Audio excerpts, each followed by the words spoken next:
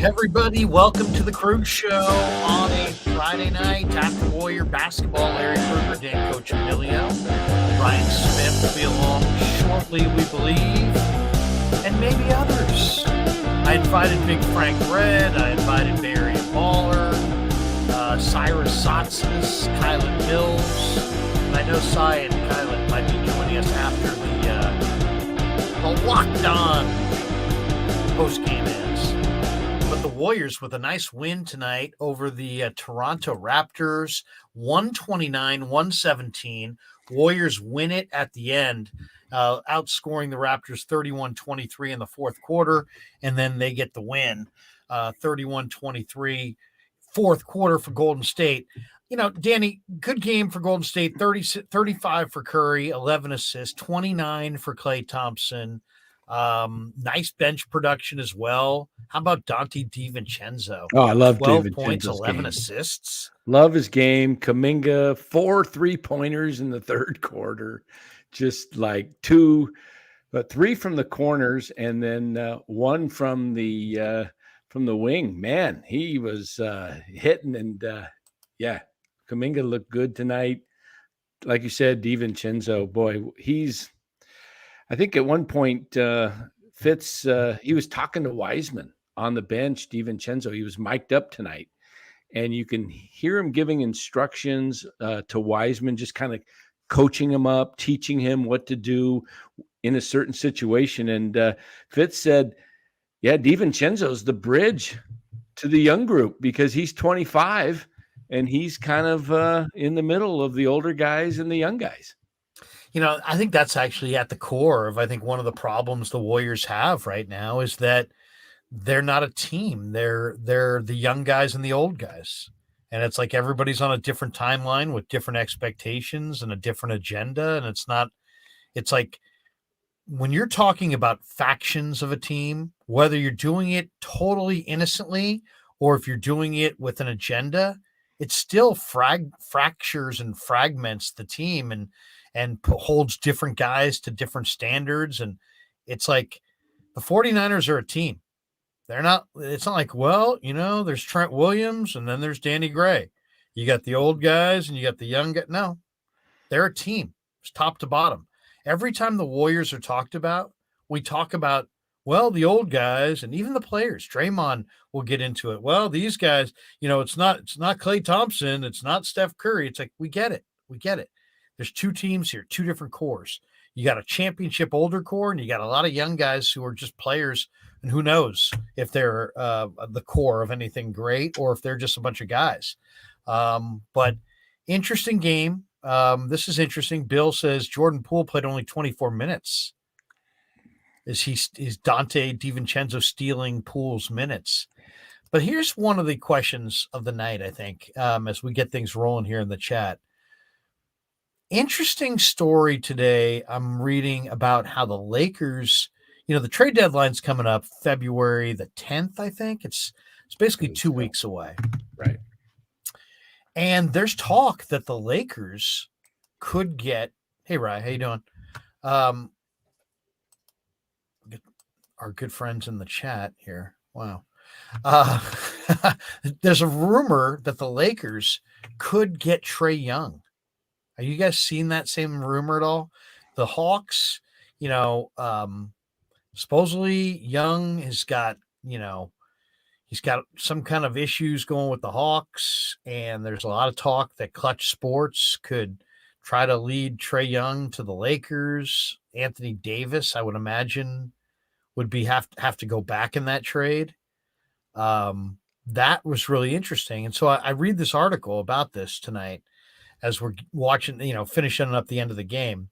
And then on the bottom here, it says these must-read articles says Warriors could swap Draymond Green with another all-star. And it brings up the trade. I'm like, okay, who are they suggesting, this and that?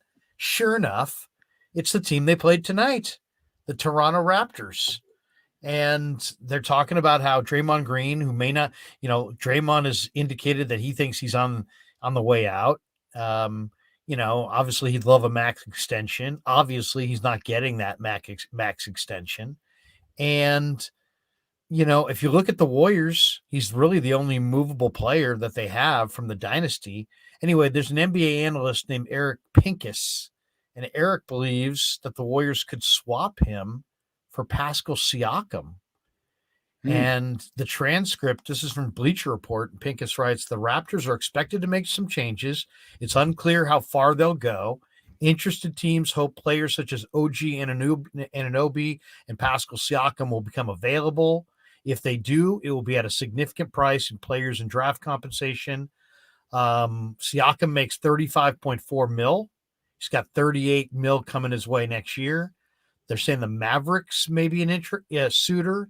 And one executive suggested the Warriors give up Draymond Green and some of their younger core, James Wiseman, Jonathan Kuminga, and or Moses Moody. No way I'm doing that. To the Raptors for Siakam and others. Yeah, who's ever making those suggestions, though, Larry? Do they really know the Warriors? I mean... Well, first of all, what do you think?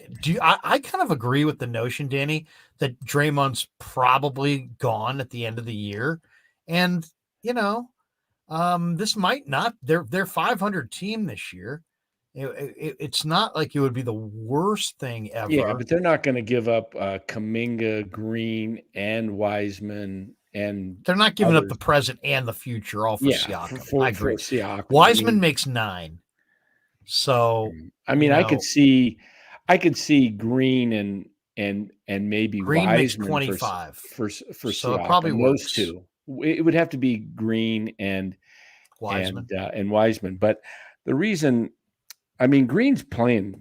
I think he's playing really good basketball this year. He looks as fresh to me as he has in the last 4 or 5 years. I do think there is a little bit of a disconnect there. He mentioned this week that he feels responsible for the team not being as in a good places that they should be, because he blames himself for his leadership, because he says he lost some of the leadership in the punch with Poole. And he says, I've had to walk a fine line. I haven't been able to get in people's faces like I normally would. And he's kind of searching for that. He did a little bit tonight on the court with DiVincenzo on a missed assignment. He barked something at DiVincenzo, but next play down, DiVincenzo hit Green with a beautiful pass layup. And, it's just, I don't know. I wouldn't be surprised if the Warriors did something big. And I wouldn't be surprised if they did nothing. I hear you. I think they do need to do something. If they, because I don't think you can bank. I think you can bank on Kuminga. I don't think you can bank on Wiseman or Moody contributing. And I think they need one of those guys to contribute. The Siakam thing's interesting. What do you think of Siakam? He's making $35 million. If they say and others on this team, I'd like to know who those others are. Is Otto Porter's hurt, right? So he's not coming back. Isn't Otto Porter hurt? He's out for the season. Yeah, so he's a non-factor. They have Mihailuk, who's a pretty good shooter. They have Christian Koloko, who, Arizona kid who's 7'1", 230 and has some potential as a big man down the road. Yeah, good. They're not moving Scotty Barnes. There's no way. And I'll say this. If I'm moving Kuminga and Wiseman and Green, I want Scotty Barnes coming back. Oh yeah. I think the only way I think that's one of those where, I don't think either side wants to give him up. Kuminga just keeps coming on, looking more and more comfortable.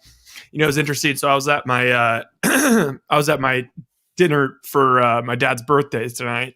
So I was listening to the game on the radio.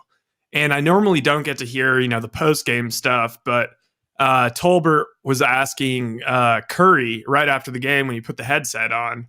He kind of just asked him, like, hey, clearly there's been sort of a disconnect all year.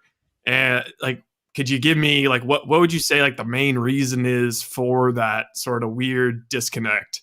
And, Curry started laughing and was like, honestly, man, he was like, I think it he's like, how much time do you have? But I think it starts with the players, not having continuity within the roster.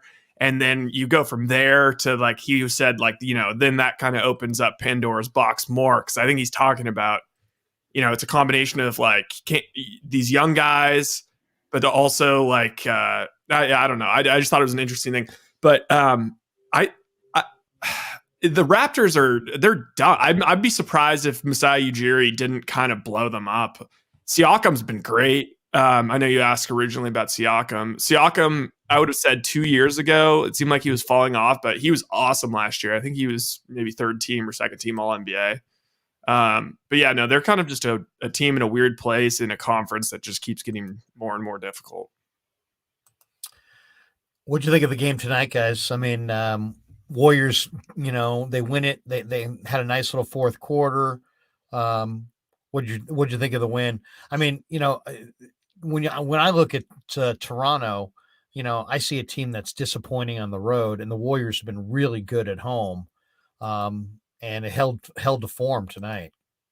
Yeah, I don't mean to be disrespectful, but I just don't even care about the Raptors. Like, they're not in that race. There might as well be, Portland or any myriad of rando teams that just aren't going to be in it at the end.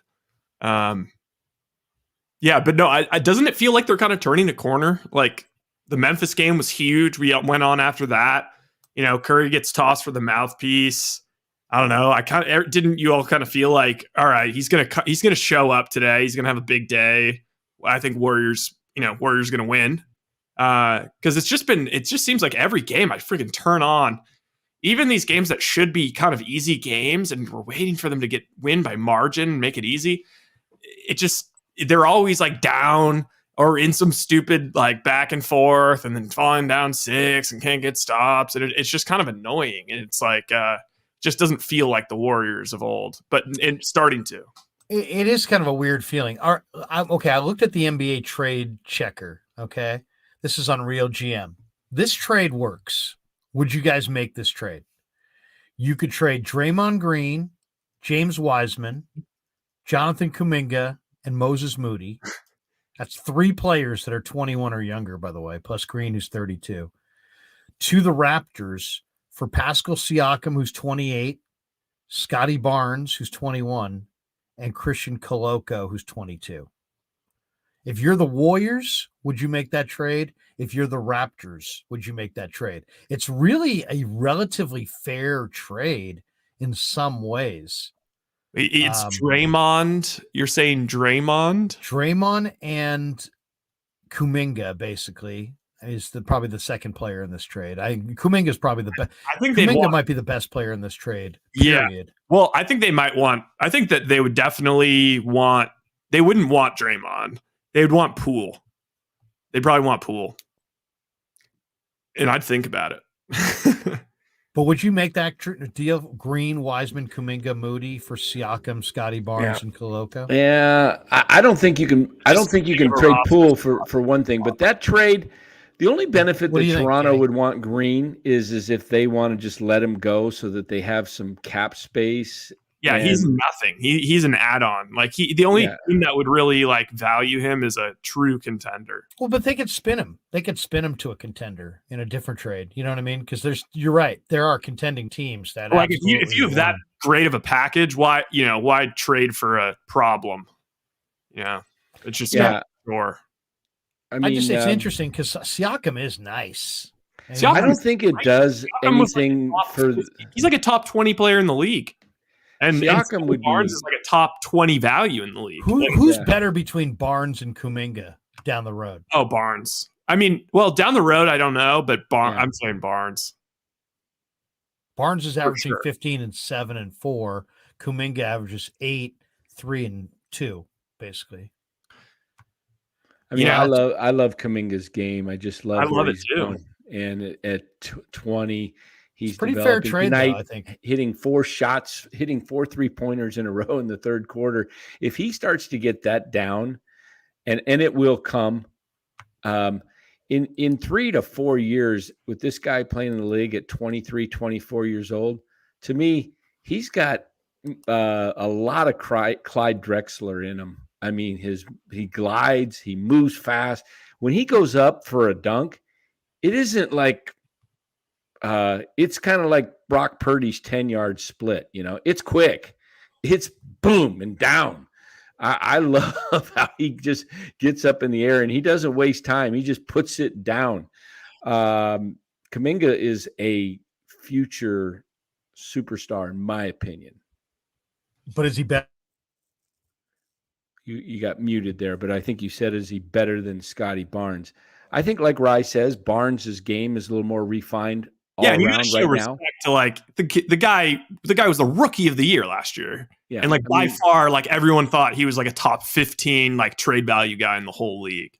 Yeah, so, I don't know why Toronto would do that unless I guess they're getting Wiseman plus Moody, and then they're getting something in return, moving Green in the deal to package and make themselves stronger with either more picks or, something there. That's the only thing I would see Toronto doing that. I don't know if the Warriors want to mess up the chemistry of the team, though, that much at this point in the season. No, I hear you. It would be a different team. It would be, you make that trade, you're basically saying you're a totally different basketball team. Also, at some point, can we do can we get like Chris Hansen? I know Chris Hansen sometimes in the chat. Can Chris Hansen figure out who the hell this troll guy in the chat is? Because it's getting to a point, Danny and I talk about it sometimes, which is probably exactly what he wants. But we're like, who the hell has the time to be doing all of this and to just be coming back with so much spam? I got an idea who it is. Oh, Dan's got a theory? Yeah. Really? Somebody you know? A friend? It might be somebody we all know, but oh gee, dun dun dun. Steph Curry, Ned Coletti. Yeah. No, not Ned. But I'm on to you. Yeah, we might have Farhan. Interesting. I'm on to you. You better get off. Farhan. Yeah, it's Larry's neighbor. Yeah. Guy was saying. You know did I ever tell Danny that story? So listen to this one, Danny. Or this is, I'm annoyed because we're doing the show, and my neighbor, every time the show starts, I mean, he's been quiet all day, and then all of a sudden he busts out this sander. Oh yeah. So I'm like, son of a bitch, this guy, and every day it was,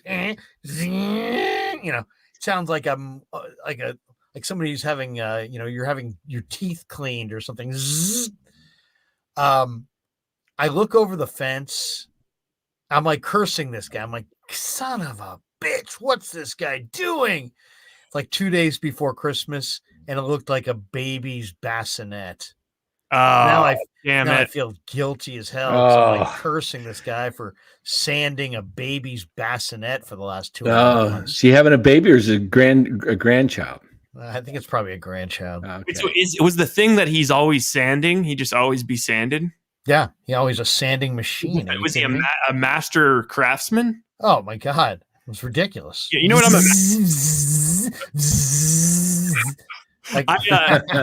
but not until the show started. So when my girlfriend was here, one of the things about, I mean, I think Dan or Larry, we actually maybe talked about this a little bit too, but just, sometimes it's okay. You don't have to have the same taste as your wife. Like my girlfriend's not super into sports. And sometimes with movies, it's difficult. So you got to find one that, kind of, it's not too much of a rom-com. But anyway, so I was like, all right, let's just put something on. I will not go rom-com. I'm sorry. I will not. No. The last P.S. I Love You. Like, seriously, there was like, my wife dragged me to see something called P.S. I Love You. And I'm like, P.S. I ain't doing that ever again. They're actually much worse now when you like revisit the like Valentine's Day, those like movies where it's like they spent the entire budget on just the actors and the commercials for the movie with all the different actors. But anyway, I was just going to say Guillermo del Toro did his version. This is his like live action version of stop motion animation of Pinocchio, and it just was pretty disturbing. Like the guy that's like the Geppetto, the dad, is like just like a drunk. He's like lost his kid and he's just so drunk and he's feverishly like sanding away and like trying to make this new son. And it was pretty disturbing, but that's the image that it conjured in my head. I recommend By the way, Danny, not to interrupt you, but we have to have our San Francisco Giant portion of tonight's show. And here it is, courtesy of Paul Perriman. There you go. All right. Well, the Giants you want to get do your neighbor tonight. kind of like what was that show called? Home Improvement. Guy over the neighborhood. We never see his face. Just go over and talk to. Hey, just get advice from your neighbor. You know, Larry. Hey, what'd you pay for that mower? Hey, that's a pretty sweet blower you got there, Hal. Where'd you get it? You like that guy? Yeah. Competition within Larry, where you I guess there's not. I'm trying to think in terms of like lawn maintenance. I guess that's not really a thing. I feel like I hear a lot of people like back east talking about when it's all snowing and you kind of judge your neighbor for like not doing a good job of blowing their snow blowing. And sometimes you alpha them by actually going over and snow blowing their driveway. Those sound like antics. Hey, speaking of, some of the younger guys, Moses Moody has been down in the G League. He was down there again tonight. One of the things, he has just a great attitude. He said, I chose to develop in the NBA. I could have stayed in college and played 35 minutes a game, but I'm developing in the NBA. And an invaluable experience last year, even if he didn't play that much. Yeah, and the fact that he went down, look what the G League did for Jordan Poole his second year. Was it his first or second year? I thought it was the second year they sent him down. But at any rate, I think Moody's going to get some time. He's going to come back on this 3-game road trip. They've got OKC, Minnesota, and Denver. I expect you'll see Moody put up some numbers on this road trip. I think he'll be, they got him some rhythm. I don't know why Wiseman is back up and just sitting on the bench. I really don't. I don't know why. If he's healthy, get him back in the G League. Get him playing. Did you see that they were cutting away to DiVincenzo? Like DiVincenzo really coaching him up. By the way, comment on that. Yeah, love DiVincenzo. Love him. Absolutely love him. Sam Giles says, I had hernia surgery yesterday. Don't make me laugh. I've had 2 of those, man. You just hold it in when you laugh, man. Just push on it. Hold it in. What kind, Sam? Was it one of those? They call it a inguinal hernia? Inguinal? Like with A-N-A. Okay. I mean, I know what that prefix sounds awful. Sam, did you have the laparoscopic or the kind of the C-section type, man? I've had one of each. The C-section type, oh man, you don't even want to laugh. If you it's bad. The laparoscopic surgery, I was driving the next day. That's a conversation starter. A guy walks up to another guy. How was your C-section? It's 2023. Anything's possible. It's a wonderful world. Let's not go there, Larry. Are you expecting or exactly? It sounds like if you're hanging around Dan's community, which we will be doing soon during Super Week. We're coming. Tell the 55 and overs. We might need to get a little bit more educated on just the various types of surgery and whatnot that just go on. Oh, Sam, I can't put that. Can I put that up? No, I can't. I don't have the powers right now. But Sam, yes, 2 laparoscopic. Double? You had a double at the same time, or what'd you do, man? Try and lift a car? He had 2 surgeons. Maybe they were robots doing it at the same time. Robots. If he had 2 at one time, man, that dude is going to get. Look at Graves. Can I mute all 3 of you for Sam? LOL. Yeah. Oof. Hey man, the laparoscopic though it's the way to go. You're 3 weeks. You're back. I went back to work. I had it on a Friday, and was working Monday at I was managing a sales crew, so I was at a desk job. So essentially, Dan, you're telling our audience to rub some dirt on it. But the first one, man, I didn't have a laparoscopic. Man, I was down for like 2 or 3 weeks. I couldn't do nothing. What's the worst pain you've ever had? You ever have a kidney stone? Yeah, don't talk to me. On a flight back from Korea in the 1 hour and a half into the flight, I'm doubled over. I'm in the bathroom, literally saying, "Get me off this plane. I'm ready to jump." seriously, I was just ready to end it all. I didn't care. I just that'd be a good, like, if your grandkids were asking you, like, oh, Dan, what was the most pain you ever experienced? It kind of sounds dope, and like maybe you were in some war when you're like, yeah, I was flying over Korea when it all started, it all went down. Yeah. The Korean War. Ever felt. It was a rough night over Macho Grande. Oh, I was so sick that I got morphine on the plane from a doc that was on the plane. Whoa. Yeah, he You put me up with first morphine. class. It was a double decker because it was a international flight, and it was big. Anyway, I ended up laying down for 8 hours, knocked out cold, while this doc gave me morphine. So it was. Are you sure he was? Did you ask for like a license? Was he just happened to be on the same flight or what? Yeah, he was up in the. Was he just really confident about it, or like did you like try and like double confirm that he wasn't? I didn't even know morphine on him. Isn't that they have it? They had it on that particular plane. Yeah, they had their own stash of morphine. Yeah. By the way, this is a very half-baked idea, but combining the stuff we've been talking about. Speaking of C-sections, it'd be nice if they developed, before I start having kidney stones, it'd be nice if there was some sort of C-section option for the kidney stone. Like, obviously, by the time you're up for one, they'll have like a gummy that you can chew. Yes, yeah. Release. It'll be like really fruity and it's just it's called Stones Be Gone or something, and you just pop a couple of them. Just like an army of like little like robots or tiny microscopic robots just come out, just pop, shoot it, break it up. Serves Gaming adding to this terrible conversation with Crohn's disease, and a fistula is pain. Trust me. No, you don't. You got Crohn's disease? Oh, that's not good, Hutch. Young guy. What's a fistula? Crohn's? See, I'm not well versed on all this stuff. I don't know. Is a fistula like a big question? Is Crohn? Is that a fist going up here? What the heck is that? I don't know. Since we have less than 100 people in the chat, it may not be a good, might not be a hot topic right now. Oh wow, it involves. Look at this one. You don't want kidney stones. It's called water. That's not as easy. Just water. Drink a lot of water. Hey. It's usually in humid environments you get it. Woo! Oh my god, what was the most the richest, like kind of most annoying thing I've ever seen was when I went to Vegas for like trying to cover the game, and I ended up crashing at I crashed with buddies because one of them, their dad's like a high roller, so they get all this crap for free in this huge suite, and it's like $600 to do this.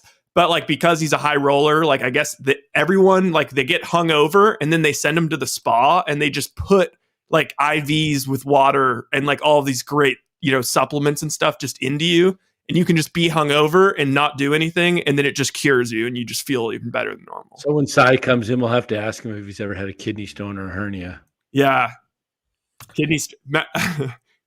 Jay Hutch asked if he could jump in on the video. He says, I'll jump on the video chat and explain. So I put out the video chat if people want to jump in. Not people, but Hutch. Save it for Hutch. It better be pretty quiet. Well, seriously. And, we're going to have to be very, very circumspect about who we allow in as far as the video calls. Oh, did you have some bad ones? No, but I've been told stories by Baller. People who have had bad situations. Well, get you demonetized. Yeah, I don't want to see the video version of that troll that keeps saying stuff about. And we got this one from. Yeah, he's gone now. We've seen him before. I've had kidney stones 2 different times, and the second time was worse. Gout in your foot is worse. Pain, I promise you. I have gout right now. Christ. I actually have had gout in the foot as well, and that is tough. It's see, you know what? Here, I'll give you some natural solution. If you do wind up with any kind of gout pain in your foot or ankle or any joint, get real cherry juice. And just have a couple of glasses, and you'll be shocked at what real cherry juice does for gout. I got to stand. I'm getting sciatica. This piece of advice was sponsored by sciatica. Now we're seriously, the show is breaking down. Yeah, this chair is bad. I'm sitting on my pillow. There he is. He called earlier today. He was driving his car. The mayor of Murfreesboro, the man, the myth himself. Crohn's disease, man. That's kind of like you got to pull over right out on the highway, huh? Sometimes and just let her fly. Jay Hutch, are you with us? Oh, I didn't think you realized. See, you guys are scaring me now. See, Dusty Gold says, "See, Ryan, what you have to look forward to." I just had my a physical for the first time, and it's like, guys don't go to doctors, and it's like, I none of my friends make appointments to go get physicals or anything, but I just had a physical for the first time in 4 years, and I'm just like, ugh, all of a sudden I'm kind of have to start. He's not getting volume. Not getting volume. When do you get to 50? Larry's 50, what, 3 now? 53. Have you had the first colonoscopy yet? No, not yet. Exactly. He was huge. Dr. Drew was the biggest advocate when I was at the It's coming. Aussie Rule says, welcome to the Krueg Med Show. Yeah, we should live stream from the Sam Guile. I love this show, talking about senior citizens topics. Seriously. Yeah. Coming up next, after we play a couple commercials, we'll talk about ear hair. And by the way, I actually did just recently how to overcome it, how to avoid it, and what to do with it. How is your ear hair? Do you guys have ear hair? Oh man, it starts coming in. Hair comes all over the place. You know what you do? You know what you do? You get some tweezers, and you just kind of and then every now and then, you'll pick one out, and you'll be like, "Wow, look at that!" Why don't you remove one of your head your ear sets there, Larry, and put the camera right up to your ear? We'll kind of examine and see how much ear hair you got. There's a new. Have you guys seen that thing where you can actually put a camera in your ear and pull out the wax? Oh, that looks sick. That looks really sick, and I don't think it's real. I don't think it's real. Wait, are we awful? Are we all in the trust tree here for a second? We're all in the trust tree here. I actually fell for one of those Instagram ads where it was it was like the blackhead remover or whatever it was. And it just it has the camera and it just looks so satisfying. It looks like just all this stuff's being sucked up. Yeah. How much did it cost you? Oh, it was like $19. That ought to be a topic. We ought to have a topic on internet or Instagram ads that you fell for, because they're really good. I'll give you one. I'm wasted in the middle of the night one night, a couple years ago. It's around Thanksgiving time. I went out with some buddies, had a few too many, came home, sitting there on my phone in the middle of the night, and all of a sudden I see an ad for turn a picture of your dog's face into a towel or a blanket, into a blanket. That's a great gift. And I freaking ordered it for like $29.99. I took a picture of my golden retriever. I sent it to them, and I now have a blanket that has Penny's face on it. Oh, there you go. I'm not to be a one-upper, but I like the idea. Then I said, you know what?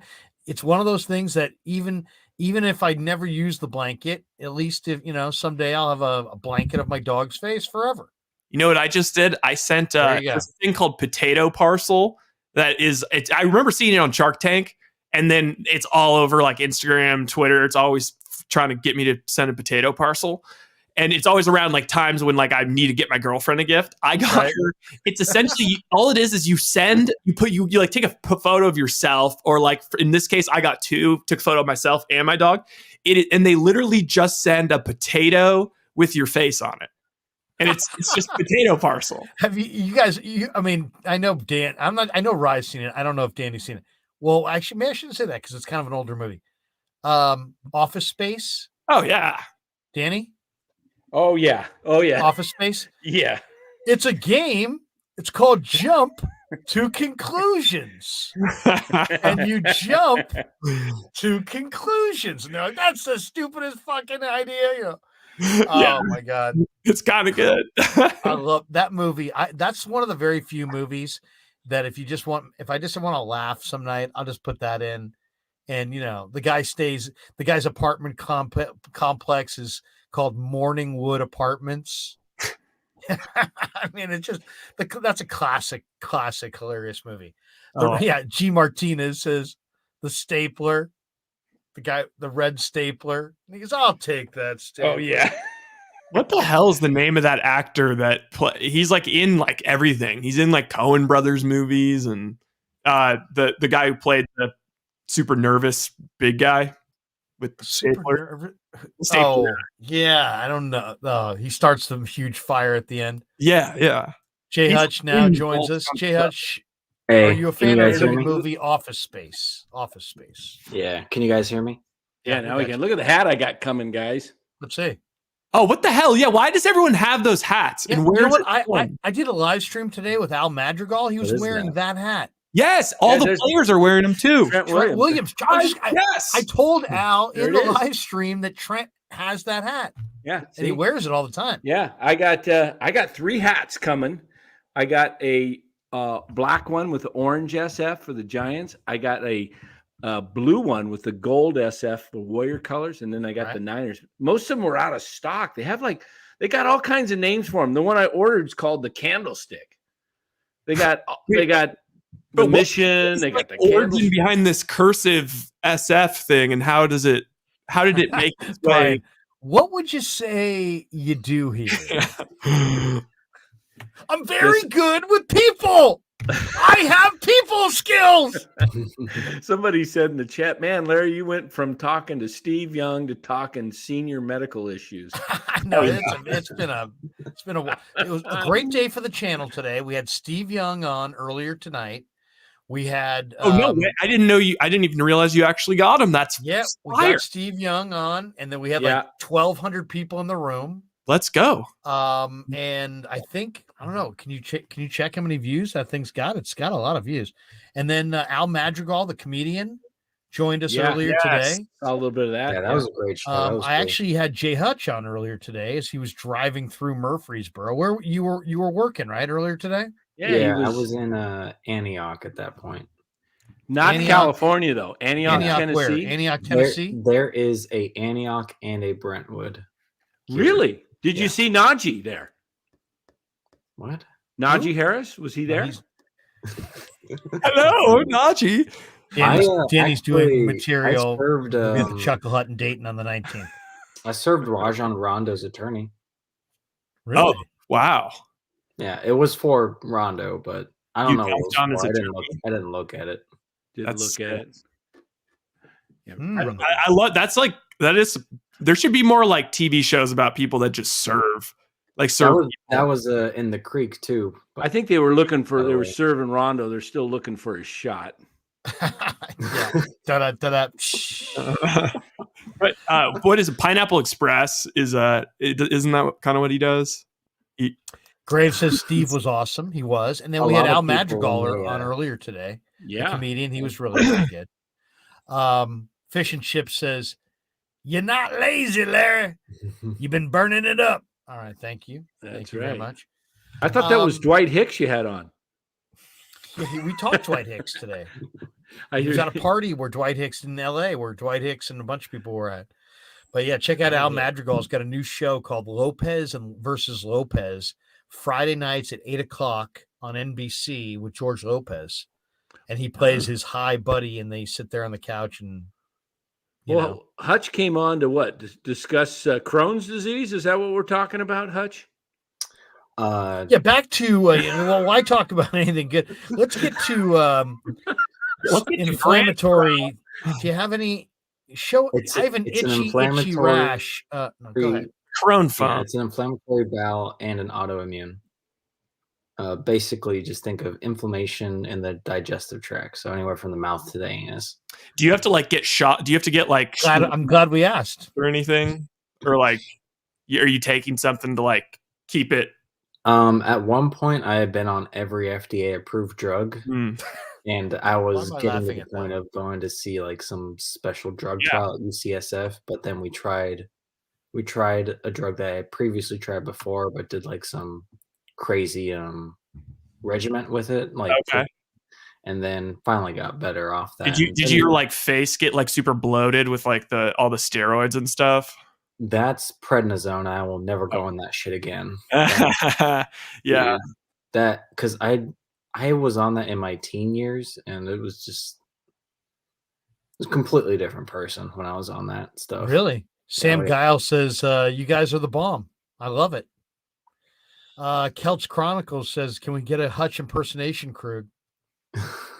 Hey guys, how you doing? I won't do an impersonation, but I will say congrats on 12,000 subs, and I will say, it's just great that you're doing this, because I thought you were the one person that complimented G-Rad very well in the morning, and when you're going to TKB, I was like, how is that going to work with the trio? And that was one of my favorite shows, the TKB show. That show was awesome. You guys were having fun, and definitely want Brooks on, when you can get him.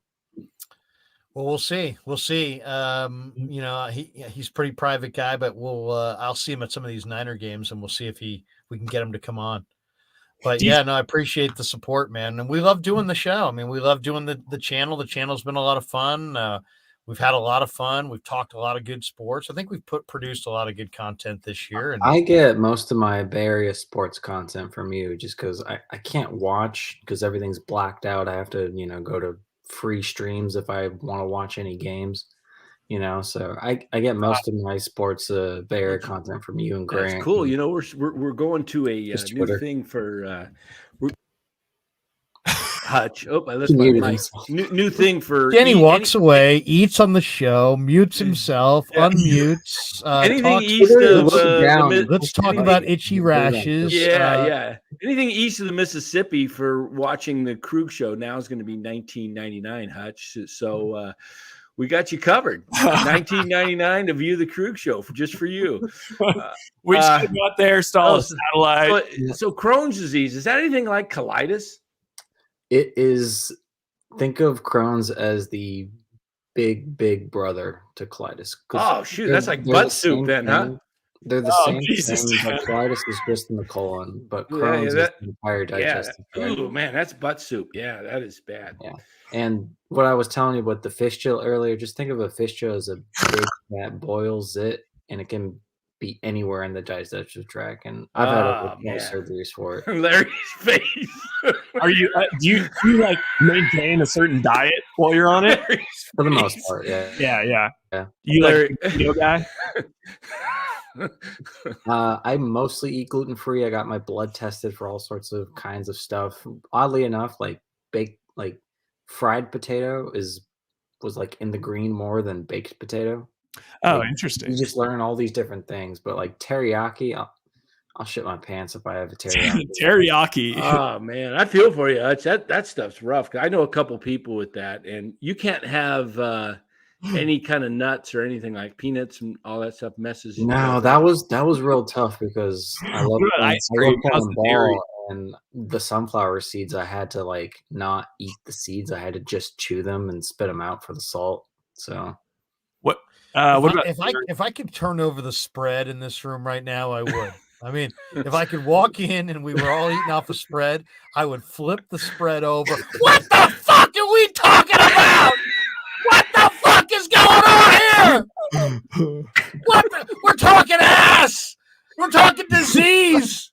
We got Niners Eagles on Sunday. The Warriors just beat the Raptors. Farhan hasn't done shit. I love that was camera shaking. What the hell's going on here? This is we opened up a post game with the energy of like hour 3.5 of a midsummer Giants post game. What in the hell? What has happened to this show? I love it. What is? Yeah, here's Nick. Yeah, both of you, shut up. This, what would be funny is if someone said this is like Dr. Drew. We could do like Love Line. There could be a YouTube version of Love Line where you're just bringing people on, video callers. Don't go that far. Welcome to What's Wrong with Your Ass. Dan's good. Let's go to line 1 for Pete, who's in Saratoga. Hey, Pete. We'll be back with more on What's Wrong with Your Ass. Sponsored by Tokalax. Miralax. Hey, I could tell you something that'll make Dan lose it again. What's wrong with your ass? That's where all the fistulas were for me. Oh. I had 20 surgeries on my ass. Oh. No. Sam Guile. My stitches are coming loose. Oh, Jesus Christ. Oh, my God. What do you think why I smoke so This much guy, weed? I gotta Mark forget all Graves, that shit. Larry yelling. This is why your neighbor sands during the day. At Oh, least you can't smell the Krueg show, you know? Oh, Dusty Gold. This show is going to shit. Chicken ass. So is the roster set for the Giants? What's going on with that?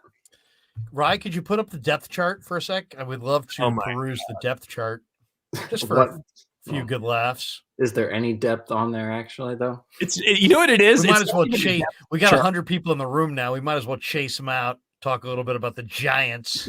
It's not even a depth chart. It's just a chart.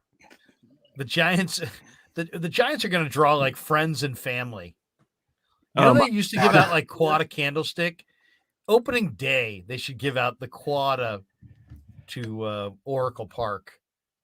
Because I mean, if you're sitting there for this year, wow, man. I mean, am I missing something? I thought I knew something about baseball. Maybe I don't. I think they're going to be electric. 6-man pitching They better have rotation. some 107 season magic in them this year. Okay, so they used to have Brandon Belt. Who's at first? Lamont Wade Lamont Jr. This is like his roster construction is an Abbott and Costello skit. I guess I'm not getting it. will probably play. I'm not seeing it. Don't understand it. Now, Did you guys see what Mad Dog said the other day about the Giants on high heat? What's he saying? He says, I don't see it. I don't see it. Giants aren't a good ball club. Just not. Okay, but he also did say that the Correa thing would have been the worst deal of all time. So, so basically, he's saying Giants lose. Yeah, he's saying this is a club that's gonna. Arizona's coming. They're not going to compete with that division. I mean, the outfield is Yaz, Wade, Slater, Elliot Ramos, Mitch Haniger, Luis Gonzalez, Conforto. I don't know. I mean, I guess that's a lot of guys. Let's see. 1, 2, 3, 4. I don't know. There's just nobody in that outfield. Who's having the 30 home run year there? Remember when we all thought that Luis Gonzalez was like the best? Luis Gonzalez was like Brock Purdy if Brock Purdy turned into a pumpkin like after 4 games. Yeah, it was. I don't get who's in center field and who's at first base. I think Wilmer's going to end up playing a lot of first base. I think you're right. Let's take a little. I think Wilmer will be. Yeah, Lamont Wade will. Look, there's not even a first base. Who the hell is Brett Wisely? They got him from Tampa Bay. Not a bad hitter, minor leaguer. Never, has. I think he's AA guy. Isan Diaz is a guy that may emerge as a guy that makes the team possibly. But I mean, problem I have with your enthusiasm's tied to Isan Diaz. Yeah, problem I have with the Giants. Farhan said we want to get more athletic, especially up the middle, younger and athletic. And what do they do? Last year was center field, Yaz, short, Crawford, second was Estrada, and first and catching was Joey Bart. What's different? They're just a year older. I like the guys they got this year more. I think they're way more athletic than those guys you just named. Those guys that you just named, non-athletes. The guys that they have now, incredible athletes. Oh wait, it's the same guys. Oh, yeah, just it's the same guys. Oh, I didn't realize that. But they're a year older and a step slower. But you know what? The way they're older, but they're slower. Yeah, they're older, but there's more. But they're slower. Is that Luciano? They're older and slower, but they're more expensive. For you, man. Honestly, I will talk myself into the Giants probably. By the time the season starts, I'll be like, oh, Crawford, he gave it everything he could that, in 21, he had to take a year off. It's unrealistic. I'm never going to rip Brandon Crawford, though, because I love me some Brandon Crawford. You guys can be on my new Believe Giants podcast. Is it called We Don't Believe in the Giants? No, we're actually thinking we're trying to maybe run down like a Jeremy Affelt or somebody like that. What do you think of that? Like a once a week hit? Yeah, Jeremy. I'd love to do it and promote his brewery. Yeah, he's got his own brewery down there in Texas. Man. We'll talk about farm animals and living on the ranch. And Romo says, what game of the season does Wade re-aggravates his hammy, stretching it at first base? Probably within the first month would be my guess. Oh man, yeah, Wade's like 5'11". Are they really done making moves? I don't know. I mean, no, they can't be done. Other teams are making. Is anyone out there? Hey, you know, you guys get on me for my trades, but what do you think of this trade? Seriously, Artie Moreno has come back for the Angels. He's not can't trade owners. Team. He's not selling the team. So does he try to re-sign Ohtani long term to stay, or does he trade Ohtani to rebuild? Maybe that's the Giants' way to do it now. They could trade for Ohtani and just lock him into a room and make him sign a long-term deal. Yeah, and just don't let him tour the city. We're going to hit you ninth the rest of the year, and Kapler's going to be in your grill if you don't sign long-term. No, I do have a trade that I put together for Ohtani, and this would be contingent upon a prearranged agreement of a 10-year. Are you off of you're off of your Trevor Bauer to the Giants? Yeah, I'm off of Bauer. Okay, so we got Ohtani. Here's my and listen to the logic. Okay, first you're going to probably Luciano is that Bauer prediction didn't go over too well. Yeah. It wasn't. So I got Luciano and Harrison. Gotcha. Luciano and Harrison or Webb, but I think they'll probably Harrison, Luciano, Harrison, Reggie Crawford, Will Bednar, Elliot Ramos, revenue from the Gotham Club. That's 5, and D. Scalfani for giving them somebody who's ready, who's a major league ready, for Ohtani. Who says no to that? What's left on the team? Why would Ohtani sign? Say it again. It's Reggie Crawford, Will Bednar, Luciano Harrison, and Ramos and D. Scalfani. You're getting rid of if you get Ohtani and he's guaranteed to sign for a super long contract, it's contingent on a 10. Yeah, him signing or already signed with the Angels with the trade. Because knowing the way the Giants prospects have kind of bombed through the years, that's probably a great deal. Because Luciano's got back issues. Who knows how he comes up. DeSclafani, first of all, anybody who takes DeSclafani's contract at all is that right there is a major coup. I look at that as wasted cash. That's just good. That money's sunk. But you're getting an ace pitcher back, and you still. I like DeSclafani when he's going good, but he's making a lot of money for. If he has next year the kind of year he had last year, he's not worth the kind of money he was making. No. Okay, I'd even throw in Wade and the rest of the roster. It's like 8 players for one guy. I'm gonna throw. You're gonna love this. I'm gonna throw out. Okay, because I was thinking about this randomly yesterday. I was thinking about the concept of I like to think there's only so much that can go around, so much magical sports energy. So it's the Warriors had it. Now it kind of feels like they've forsaken it so the Niners can win the Super Bowl and then they'll grab it back for the playoff run. So I was thinking in terms of inner city trades, not okay, let's trade Ohtani for a bunch of prospects. What if you could trade, just hypothetically, somebody from the Warriors and somebody for somebody that would be better on the Giants, to some other city that needs them. Okay, this is still a half-baked idea. It sounded much better in my head. We welcome in Cyrus Saatsaz and Kylen Mills. Oh, you guys have missed an incredible show so far. This show has been in the toilet. This has been one of the worst live streams in the history of the channel. Well, first of all, Brian Iglesias is my boy. I think, Larry, do you know him too from the game? Yes, I love Brian. Oh, and Kylen, yeah, you know him too. Yeah, so Brian's the man. What's up? Hope you're doing good. Hey, everyone. We've been talking illnesses and rashes, Crohn's disease, and just unbelievable stuff. Skin infections and are you germs. focusing on gender as any gender specific? Well, we did talk a little C-sections.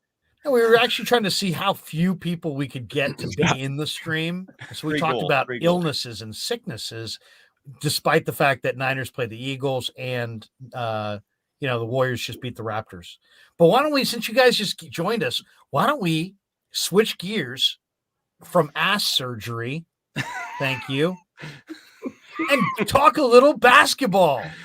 How about that? What do you guys think of the game tonight? Warriors, DiVincenzo. How about DiVincenzo, huh? You look terrific. I love him. Love me some Dante. Out that we're on here right now. I mean, DiVincenzo. First of all, I went to the game Wednesday as a fan. Awesome experience. And I was with two kids, and it was fun to teach them how to properly say DiVincenzo. So every time, if you're a fan and he scores, you can just yell that while you're clearing it, cheering and clapping, and you go DiVincenzo, like your sausage guy, man, your sponsor. I want to hear him say DiVincenzo. You love yourself a little Pasquale. Exactly, man. You need yourself a little Pasquale. I give you. Where is he? You know what was a hot topic though for Kylen and I tonight? That wait. We grew up with a Sunday dinner. All right, go ahead. What was the hot topic tonight? With DiVincenzo, and it was Jordan Poole not finishing the game.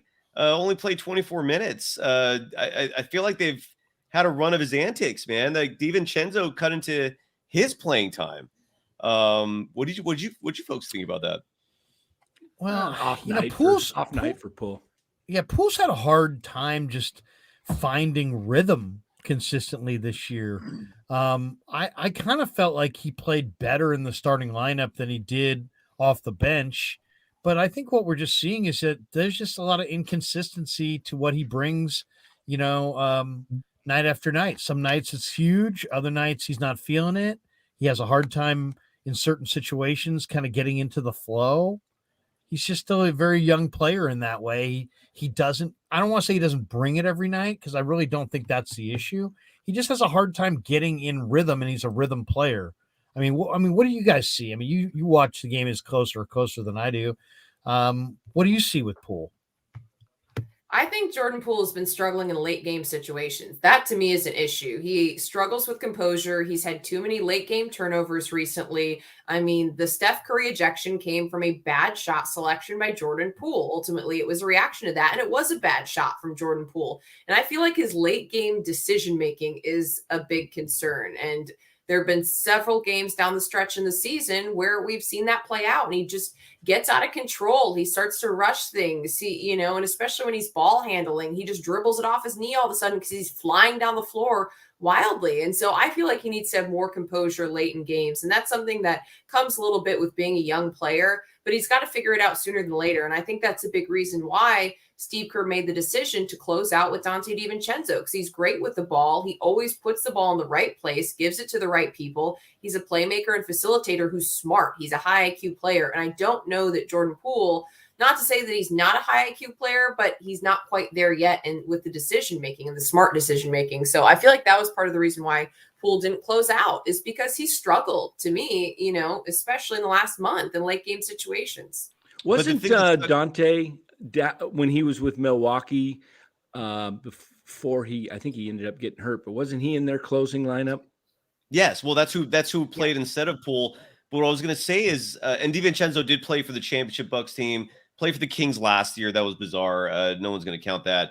But what's bizarre is if Steph's struggling, if Clay's struggling, if Wiggins is struggling, if any of these other guys, they're not getting pulled. That's what stuck out to me. Like Jordan Poole is clearly not at that level yet in terms of stature and respect under Steve Kerr's umbrella. I mean, Steve Kerr's like, no, you're not at that point yet where you just play no matter what. Even though he got inserted into the starting lineup, DiVincenzo took his minutes. Yeah, it's crazy. Yeah. Before you guys jumped in, I was talking a little bit about some of these reports I'm reading about the Lakers trying to trade for Trae Young, and that maybe Anthony Davis would go back. And then there was a Draymond Green for Siakam rumor out there. And obviously with the Warriors playing the Raptors tonight, I don't know. What do you guys think about where Golden State is? I mean, they said there was a report that they're looking for size and they're looking for shooting. Some nights they get beat really bad on the glass. Some nights they get beat really bad points in the paint. At different nights, it looks like they need a different type of piece to the puzzle. But what do you guys? Is there a move to be made? Do you think Myers is in the mood this year to make a move? It's kind of a weird situation. Myers has not made a lot of trade deadline moves through the years. That's not what he's known for, but I kind of feel like something's coming here with James Wiseman. What's your guys' read on it?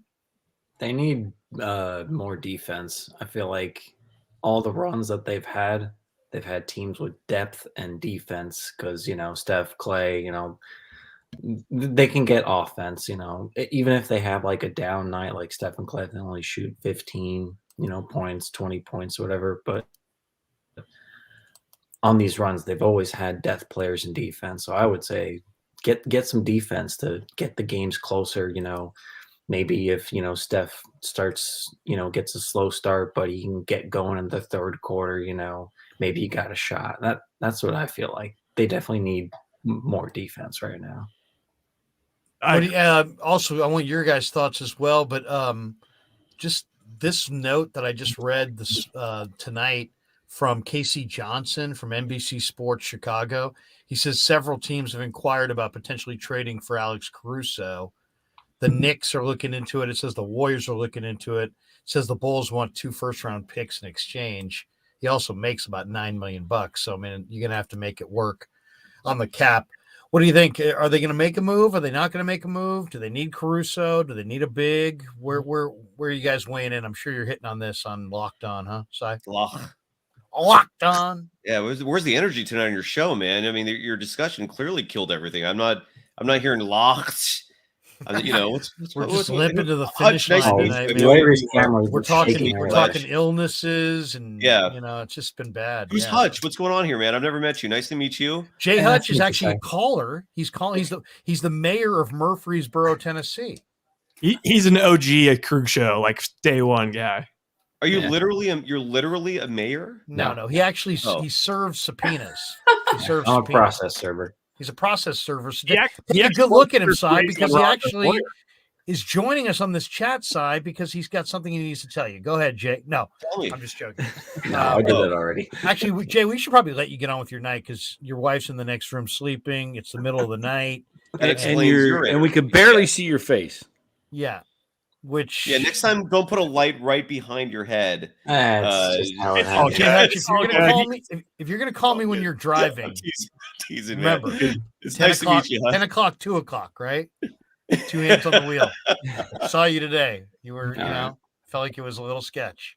All right, bro. They actually teach the lower 2 now. Oh, there you go. 8-4. Look at that. Yeah, there's been a change in the law. It had something to do with like the airbags. Like your arms have a higher chance of breaking if you're on 10 and 2. If an airbag hits you, that's some good knowledge. Of course, 8-4, you don't have as much control. All right, Jay Hutch, we'll talk to you, brother. All right, we booted him. Jay Hutch, have a great night. We appreciate you. Where in Tennessee is he from? Murfreesboro. I call him the mayor of Murfreesboro. Kylen, have you ever heard of that? I've heard of it. Yeah, I spent time in Kentucky though, so it wasn't by choice. So it's near Kentucky. It's north of Nashville. Is that like somewhere around there? That's a good question. I honestly have no idea. I just know I've never been there, so I don't know. That's why he's called the mayor of Murfreesboro. I think it's a town of about 87 people or something, maybe. Oh, really? Okay. I don't know. Shots at Murfreesboro. Murfreesboro. Let's let the experts let us know your latest thoughts about all trades and whatnot. Kylen, I'll let you go first, please. We covered all this, but we'll do it again. Kylen's questioning her decision to join the stream. Yeah, she probably if she would have heard the show before she entered, she would have probably said, "You know what? Something's come up." We're not bringing it up again, while it's here. And by the way, for just those little random factoids that you can only get here on the Krueg Show, they have a killer roller disco in Murfreesboro. There you go. I mean, roller disco. Whoa. Yeah. I don't even know what that means, but okay, let's roller disco. I don't know. It sounds like a blast. Disco sounds music, like a bachelorette party, doesn't it? Roller disco.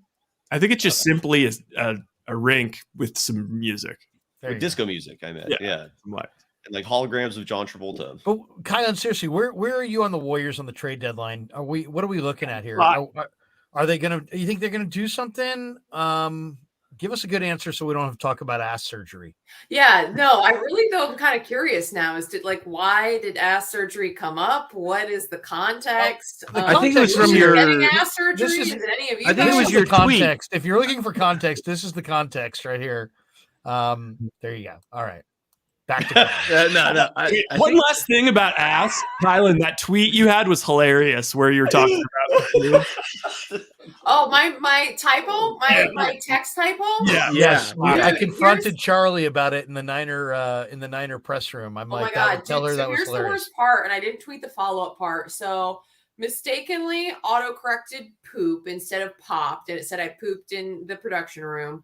Just go to my Twitter if you want to see the whole blunder. It was bad. And then the guy responds, this producer I've never worked with responds, literally ignores it. It's like, yeah, don't worry about it. I'm going to be in the production room in a minute. Blah, blah. Just acts like it didn't happen. I don't get a ha-ha and LOL, nothing. After I said, oh my God, I meant popped, not pooped, ha-ha. You have no idea where you stand with this guy. Yes, exactly. So now I have no idea where I stand. He might be sitting back there calling me the pooper for all I know. How young is he? Like, is he much younger? Because maybe his brain has been molded to like see autocorrect. Like he's like just reads it correctly. Maybe. I mean, I don't know how old you haven't heard from him again. Maybe, but how's that? But you never heard from him again though.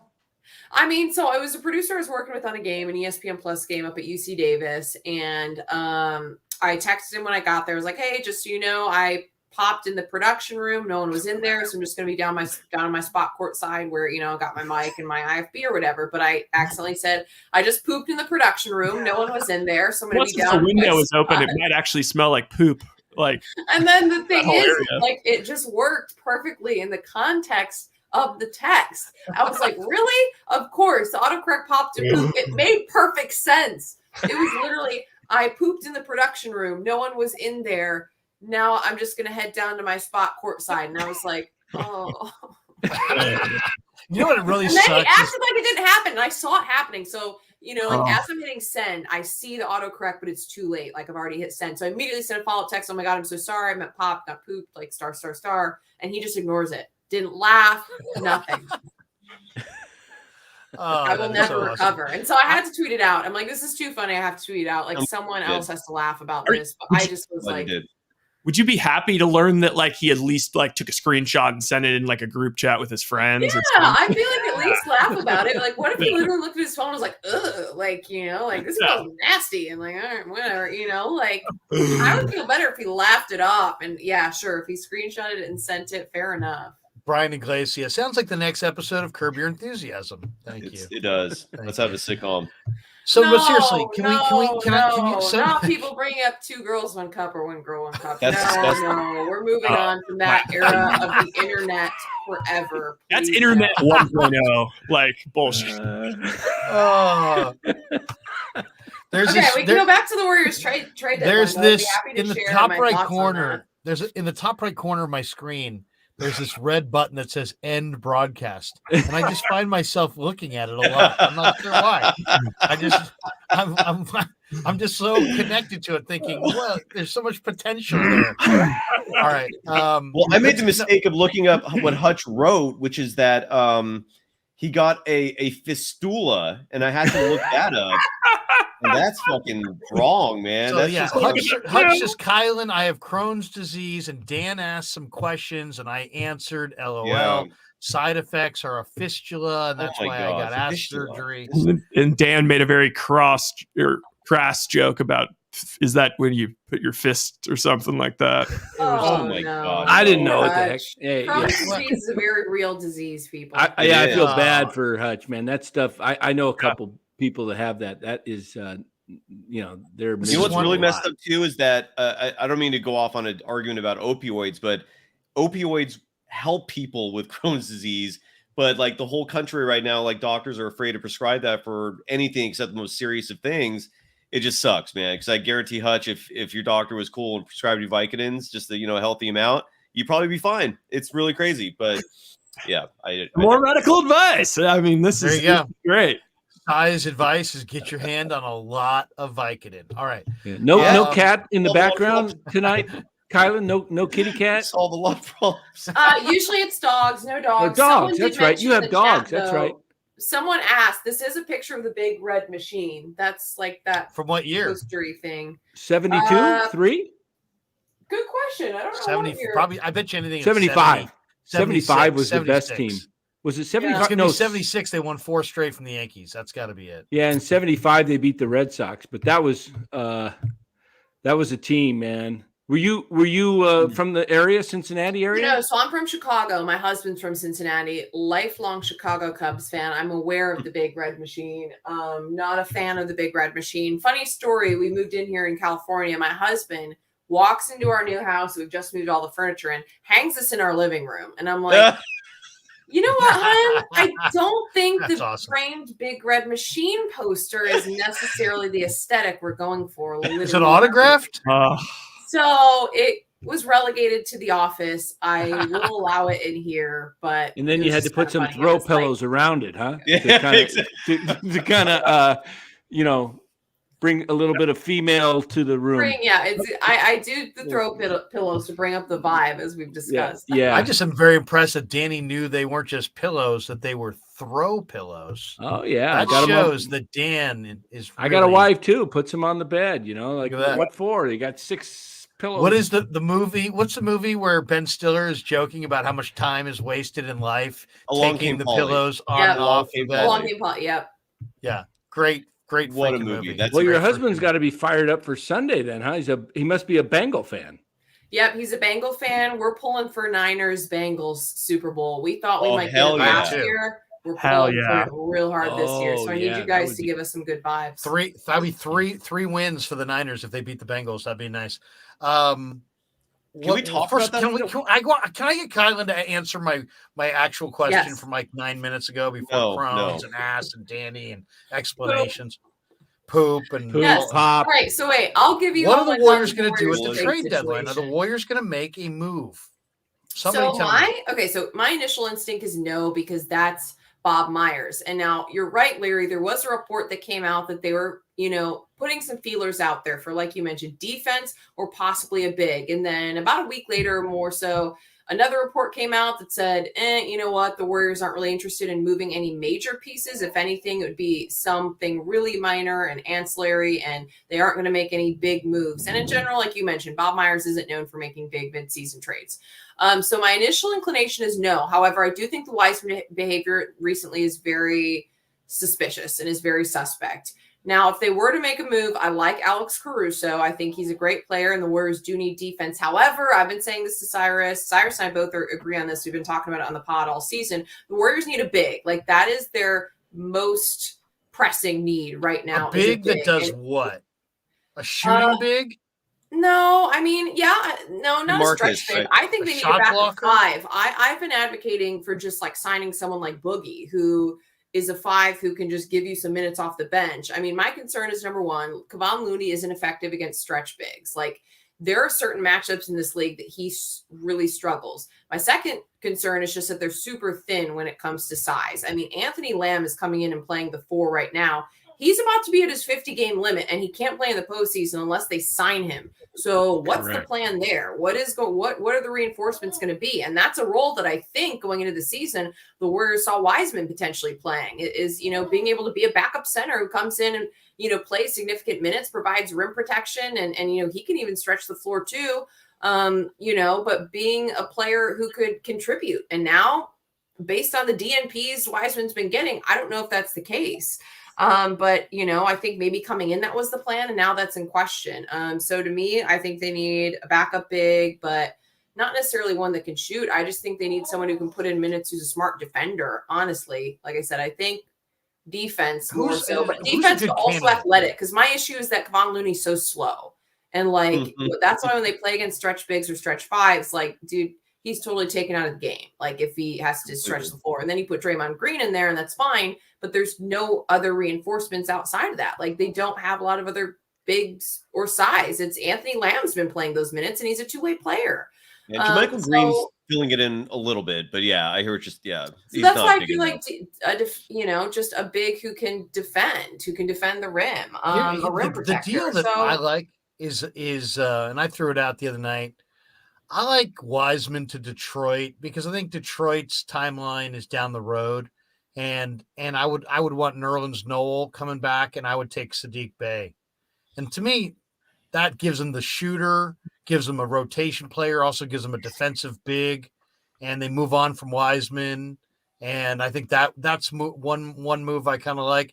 The other one I'd be intrigued by, and I can't imagine Utah would do it, but if the Warriors just said, you know what, we're going for it right now. We'll trade you Wiseman, Kuminga, who could be a freaking star, Moody, maybe even a pick, all to Utah in a deal for Markkanen.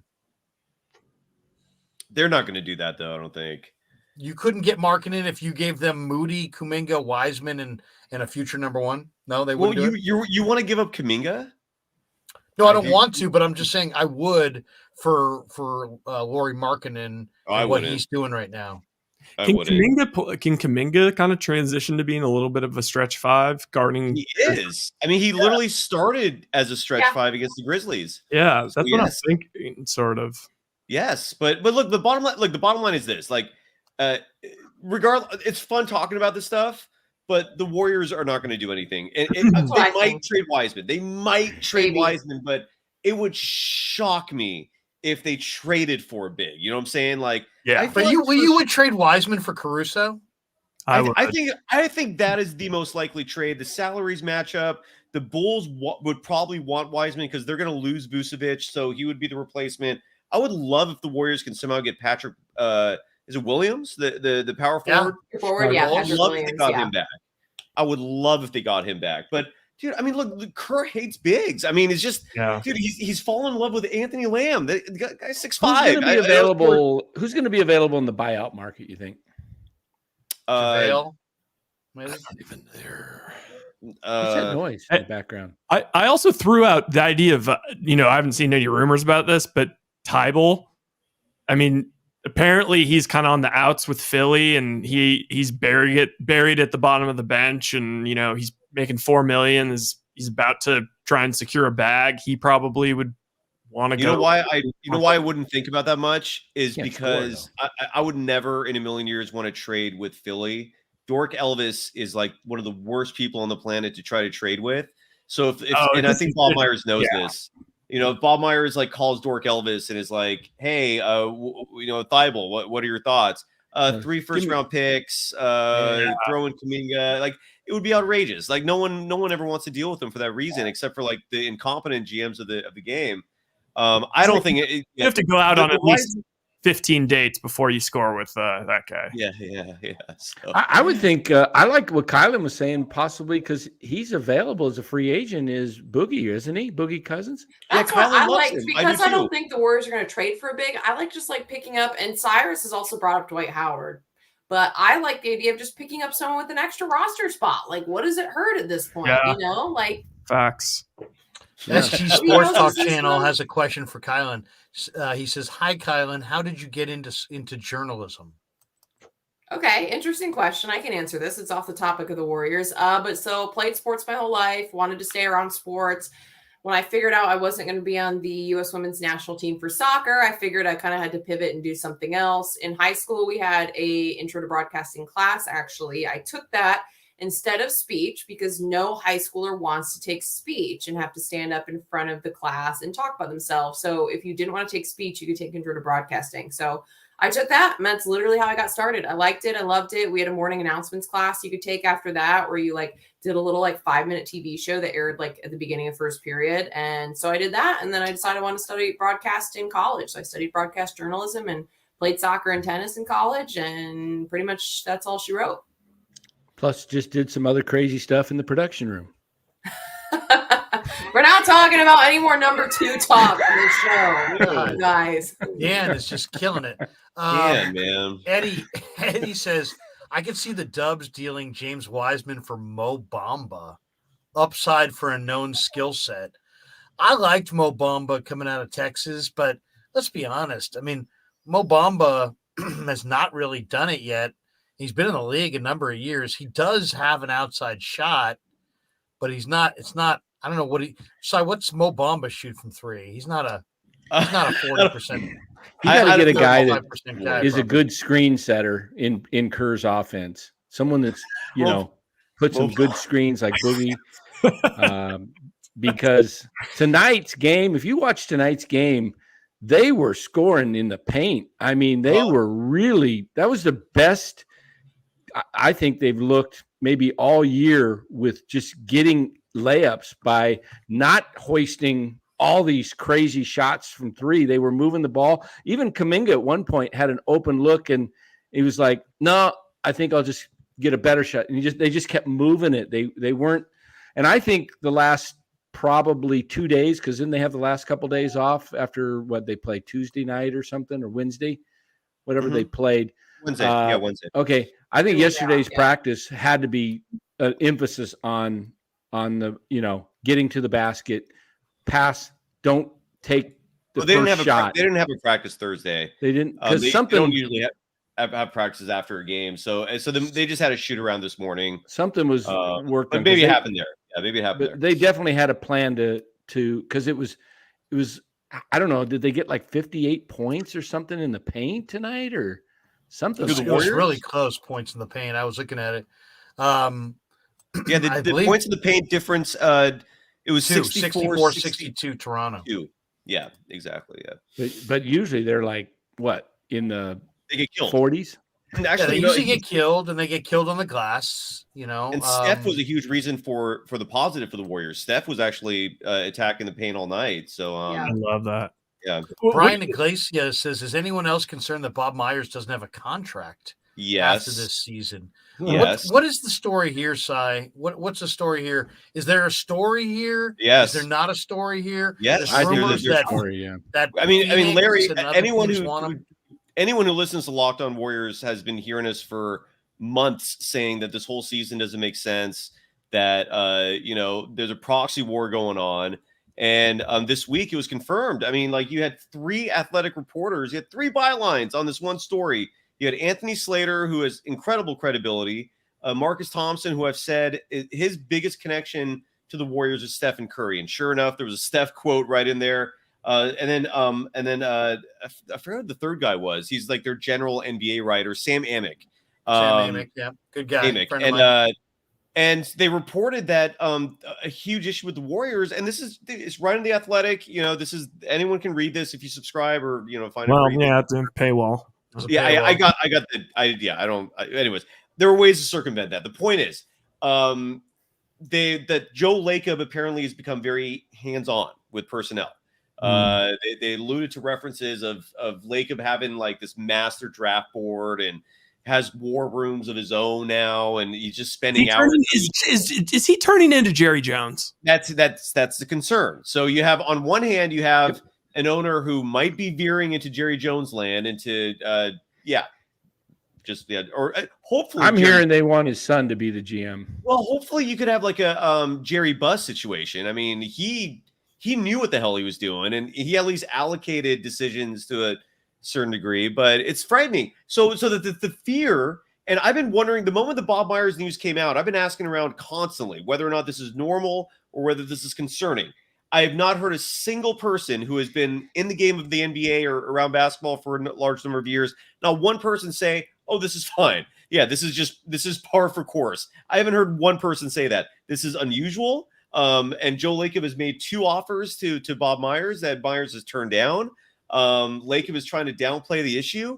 Myers won't address the issue. So is it about money? Is it Myers just want more money? I think it's control. I think a huge problem, and what we're coming to realize, is that Steve Kerr and Bob Myers are not fans of the lottery picks, at least in terms of them having these pronounced roles, getting heavy minutes. being primary bench players for Kerr. They want older veteran players. That's why you're seeing the two-way player guys play. Who knows if they're pawns in a game? Who knows if Kerr legitimately likes them? But there's something going on here. And the fact that Myers is in the final year of his contract, and there is now a legitimate report out that states clearly, multiple sources saying this, that Myers doesn't like Lacob's meddling with personnel. We know Joe Lacob has a son, Kirk Lacob, who has a title in basketball operations. And look, Kirk Lacob at least knows basketball to a certain degree. He was a walk-on at Stanford, or at least was almost a walk-on. But at least if you can get to that point, you can play. So at least he knows how to play the game, which is a relief. But this is what's going on. And Steve Kerr only has one more year left on his contract after this. So the fear is that Lacob is basically kind of like wrapping up this portion of the dynasty and might be ushering in something new as soon as this offseason. Who knows? It is concerning. It's crazy. And it explains everything in terms of why it's a mess this year when it's never been a mess. There you go. Has Rick Barry commented? Because I'm hearing yes. Brent would be the next GM. Yes. And that remains a very strong possibility. A lot of people have heard that speculate. The team loves Brent Barry, but I think the question is, do the Spurs love him enough where they don't want to let him go? Because the Spurs recently changed Brent Barry's title from like a VP of personnel to the general manager of their G League team. And so the speculation is that decision was made to groom Brent Barry to basically take over RC Buford's role. RC Buford's been doing that for like almost 30 years, I think, right? 20, 30 years. And so, but the Warriors want Brent Barry as well. Yes, that is definitely, there's some credence to that, and he could be the successor for sure. What about Brian's comment here? He says he heard Myers wants to be the highest paid GM in the league, and he wants a piece of the pie. Pay him, right? I don't know. What do you guys They're think? not giving him equity in the team, are they?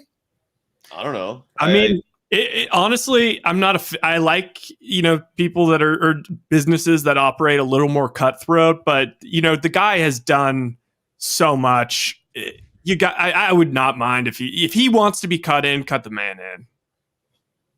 Yes, I agree.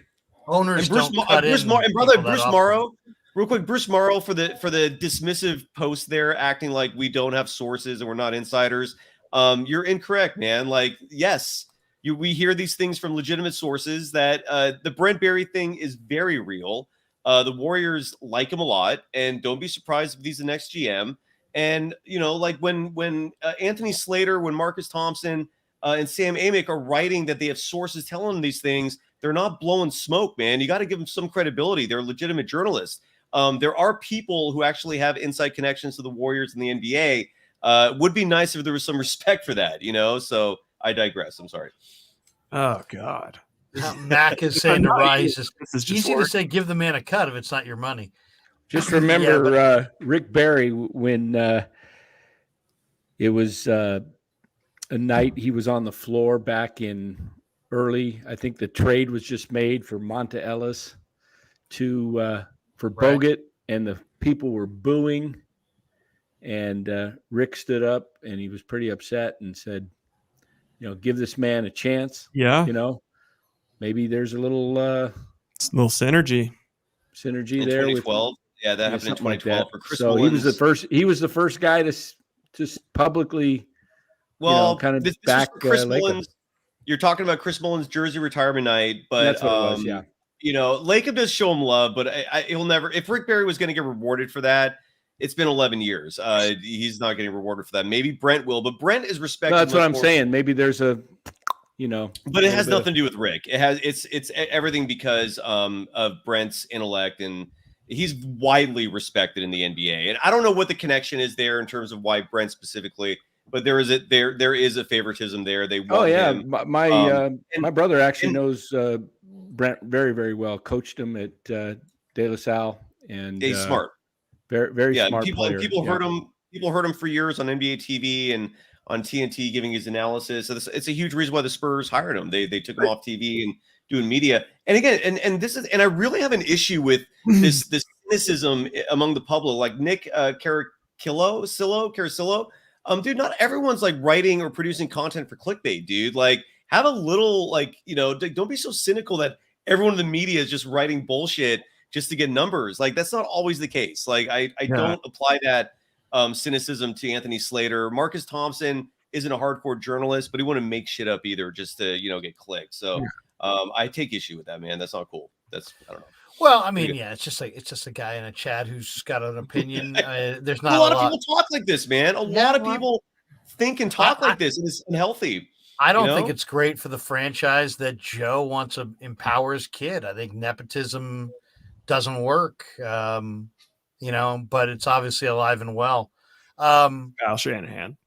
My concern is, don't you guys think that if Bob Myers leaves, I think the dominoes will fall and the dynasty is over? Like, absolutely. I think this is it with Myers. I think the writing is on the wall with Kerr. And then, you've got Draymond Green with that, 1-year player option. And he has sounded like on his podcast and all the quotes he's been, saying lately with that Bleacher Report interview that it sounds like he said the writing's on the wall. And I think that suddenly the dominoes will all fall quickly. I think there goes Draymond. I think there goes Steve Kerr. If Bob Myers is out the door, then, who knows who's next? I think Clay is up for negotiation after another season, after the 2024 season. So to me, I just think if Myers goes, it's going to be, I think you're right, Kylen. The beginning of the end, anyway. Yeah, I think you're very onto that because to me, Lacob signs the checks and all that, but the three people that have, in my view, have been the key to the success of this Warriors run is Bob Myers, Steve Kerr, and of course Steph. It's their humility. It's the way they're driven. Steve Kerr and Bob Myers are tight on everything, and that's why you're seeing guys play and some of the young guys, that are sitting is because, and I think that's why this whole thing with the trade, I don't know. I mean, I don't think Myers has the ability to make some of the deals he may want to make because Lacob has got this long-term, 2-tier thing going where he wants to, when the dynasty ends with the main 3-4 guys, he wants to step it up because they always said they wanted to run it like San Antonio, 20 years of success. Yeah, well, we'll see. I mean, it's easier said than done. Before you guys got on here, I had read these guys a Eric Pincus rumor that quoted from the Bleacher Report that said that the Raptors were talking about making deals and that Siakam and OG Anunoby were out there. I would like Anunoby. And one executive suggested the Warriors give up Wiseman, Kuminga, Moses Moody, along with Draymond to the Raptors for Siakam and others. And I'm just kind of wondering, I mean, we all kind of see, it seems like the handwriting's on the wall for Draymond Green that he's gone at the end of the year. Do you guys think that they would, I mean, we're talking about kind of fracturing, the key components of this dynasty. Do you think Lacob is in the mood to have that start right now at the trade deadline and might include Draymond in a deal? Or do you think that they're going to try to make everything happen this summer? Because if he's leaving at the end of the year and you could get a Siakam in a deal, wouldn't you at least consider that? What do you guys think? Yes, I think that's an unpopular opinion, but I've been saying that for months that I don't want to trade Draymond Green, but he literally came out last week or 2 weeks ago and said the writing's on the wall. Who knows if that's a negotiating tactic, but he literally expressed it verbally in the public to Taylor Rooks that he might be gone after this year. He has that player option. I'm sure there's quite a few teams that would give him the 4-year deal he wants. He said in another interview, he sees himself playing 4 more years. He thinks his body can hold up and give 4 more quality years because he doesn't want to be the old guy out there that for most of his career has run his mouth, talked a lot of shit, and now all of a sudden he's going to be the old guy that's going to be just destroyed by everyone else. So he said that. He was very candid. It was the self-awareness was awesome. But with that said, someone in your chat wrote way earlier, and I love reading this, it would be a Bill Walsh, Eddie D type move to move on from Draymond Green now while he has the value versus letting him go for absolutely nothing, which is the possibility you face. But I also don't think this is the end after this year. Steph is going to be back no matter what. Clay will be back no matter what. Jordan Poole, Andrew Wiggins. There's so many pieces still returning. But yeah, I do believe that Lacob sees like the 3 lottery picks as this transition to the future. And I do think he's looking ahead in that regard. I wouldn't be opposed to it. It just would have to be the right trade, you know? I agree. I agree. I think me you ask got to you be this, open-minded about these things at this point. Let me ask you this, Si. Who would you like to see on this roster that was, long-term? Like, I'm thinking DiVincenzo should be a guy they should lock up. Yeah, but Kylen and I learned tonight that it might be hard to do just because I don't know. I got to do my research on this to figure it out because he was like he signed part of the mid-level exception.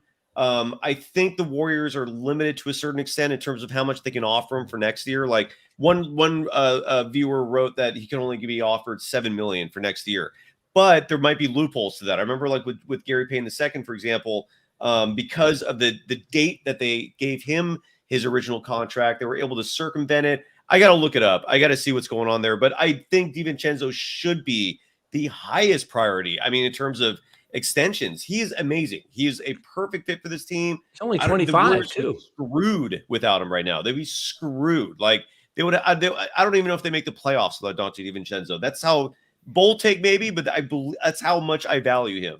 That's me. Kylen, what do you think about Green? As far as, do you think they would move him at this deadline, or if they got the right kind of deal? I mean, if they move anybody. Really, if they move Wiseman, it's an earth-shaking move. If they move Kuminga, it's an earth-shaking move. If they move Green, it's an earth-shaking move.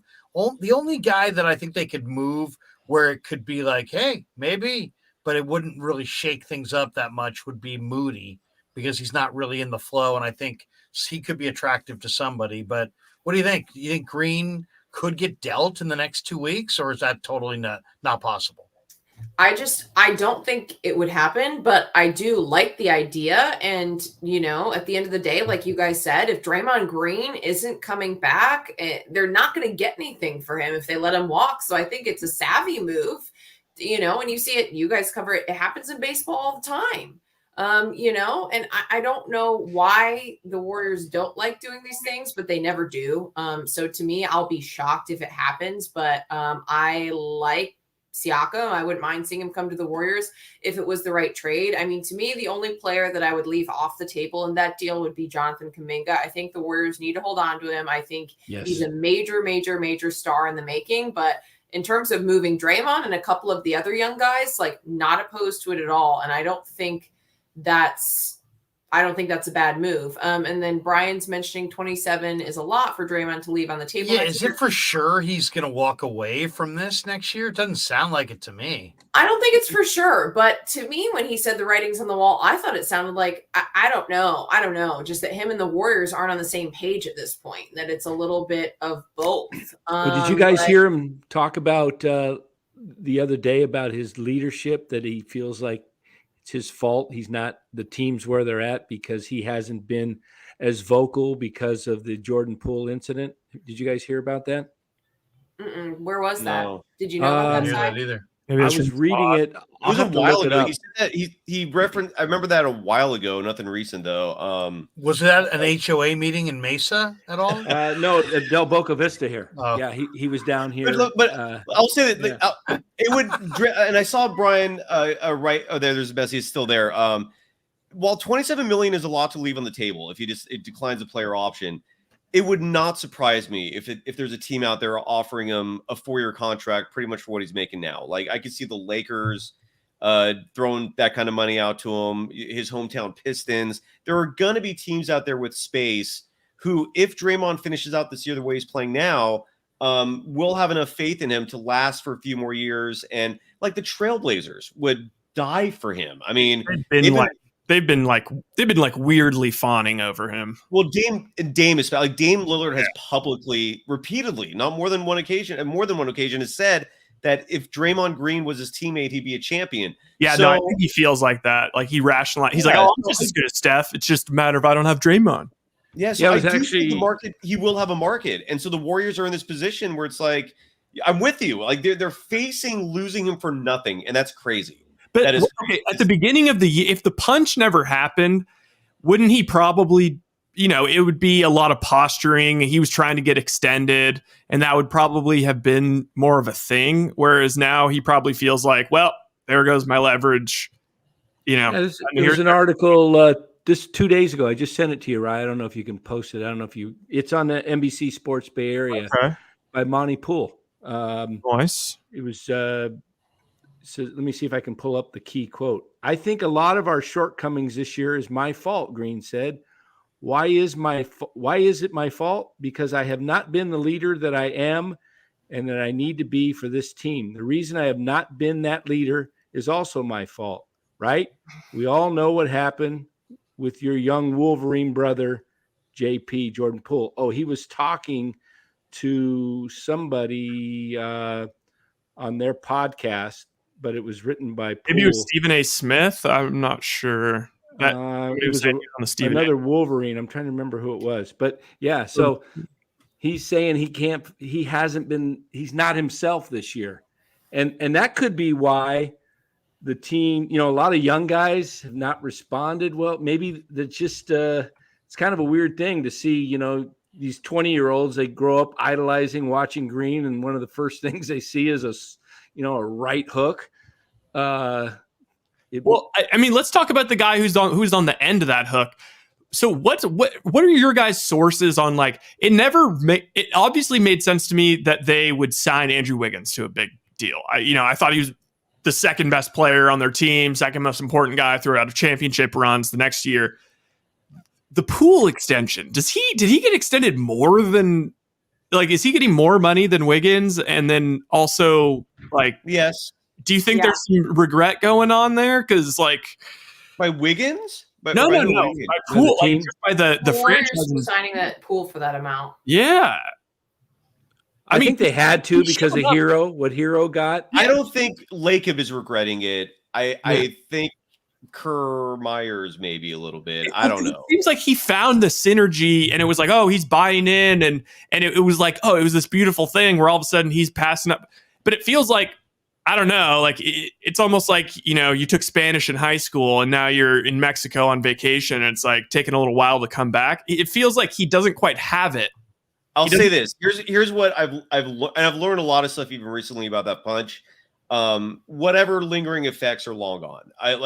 So if what you're asking is, did Jordan Poole his play though? His play's been poor. In my opinion, I think his play is poor. Depends on what stats you're looking at, though, right? I mean, he literally just hit the game winner against Memphis. So, what are we talking about here? Like, when exactly? Like, yes, he's sporadic, he's inconsistent, but he's also averaging like 20 a game. I don't know where this team would be without him.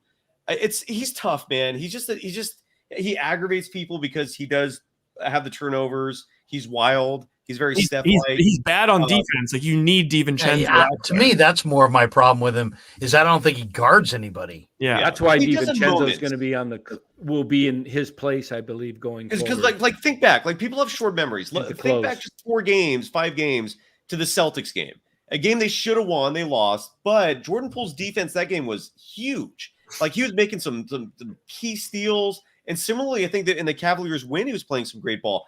He's a tough guy to read. I don't think he hurts the team. But at the same time, like, it's crazy that Kerr benched him. I don't know. Would you trade him? Like, no. What do you think of Carlos's comment, guys, where he says late game ball handling has been abysmal in close games? I don't even think trading him is an option. I don't think trading him is viable at all.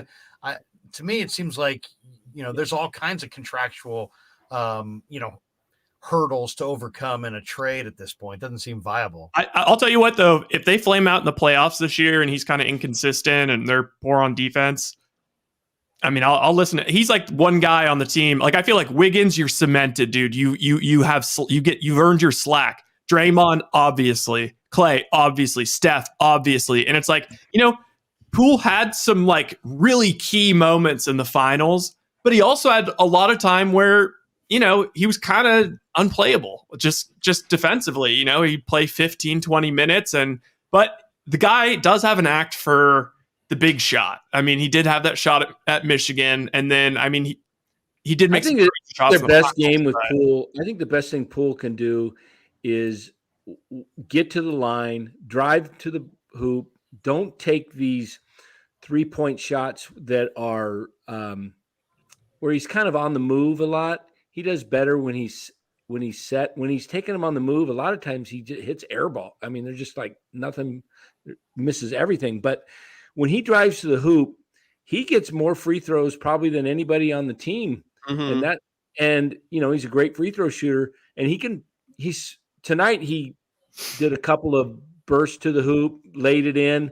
What did he have? 9 tonight points? Did he hit any threes? But that's why I wouldn't mind the Caruso for Wiseman trade. One. Yeah. I think that I like Poole. I like his makeup. I like the theoretical of Poole, but there's so much better when he's out there and then DiVincenzo's out there. So if they could get Caruso also and have, just him always out there with another guard that can really, really guard, because Clay he'll be able to guard in the playoffs, but he's not going to be guarding consistently during the regular season. Steph is what he is. He's actually maybe the best of those three. But that's why I love the idea of Caruso. I kind of think it's the glue they might need is that kind of piece. They need defense. They need defense. Well, I think what you get a Caruso. Is Caruso a free agent after this year? No. He's got a. Oh, he's got one more full year, and then the one after that I think is a player option. What's he making? About 9. He makes $9 million. Oh, so it has to be somebody like Wiseman because Moody doesn't match just straight up. So, but a Caruso and then adding somebody like Kylen was talking about, like Cousins, because you're going to need to have a big man and somebody that can spell Moody. I mean, gosh, there's going to be other guys that might be available. What about Miles Turner? I mean, is he a guy? He's a free agent at the end of the year. I mean, that might be a guy that. Here's the thing about Wiseman is that it's a weird thing. From what I'm hearing, the Warriors are kind of saying two things. They're saying Wiseman's development doesn't fit their timeline, and then they're also saying like they're doing Wiseman a disservice by not playing him, which is probably true as well. But it seems to me, guys, like they're getting ready to move off of James Wiseman. Larry, I'm with you, man. The language from Kerr is he's gone.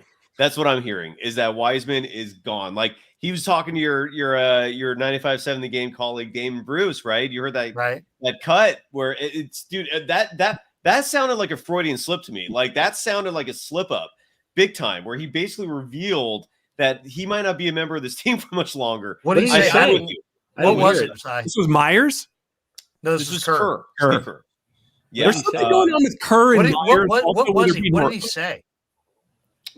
I mean, I didn't hear. Kylen, do you remember? Like it was there was one line that he said that specifically that was really indicative of him, basically like alluding to him like maybe not being here anymore. I'm trying to find it right now, but it was a crazy clip. Okay, I think I might have it.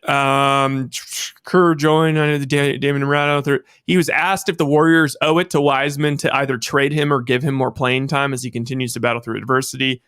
I think that's a fair question, Kerr said. One of the things I tell James from time to time is I feel bad for him because of the circumstances. He's had a tough go with the injuries. The injuries definitely set him back. But the bottom line is he's a really talented young guy playing on a veteran team.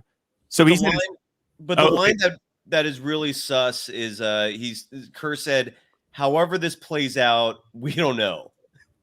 Like he just said literally publicly, like, I don't know what's gonna happen with this kid. Like that's okay. I've got that now. Here's the whole thing. So he's in a situation where he's not getting many reps and playing time as he would in a different set of circumstances. Had he been drafted by a different team, he'd be getting more opportunities, that's for sure, but that's part of his story. That's part of his journey. And I love about James is that he understands that and recognizes it and continues to keep positive, blah, blah, blah, yada, yada, yada. As I've said many times, I'm a huge fan. However this plays out, we don't know. But I hope to get to continue to coach him, and I hope he can develop here and get more opportunities as we go forward.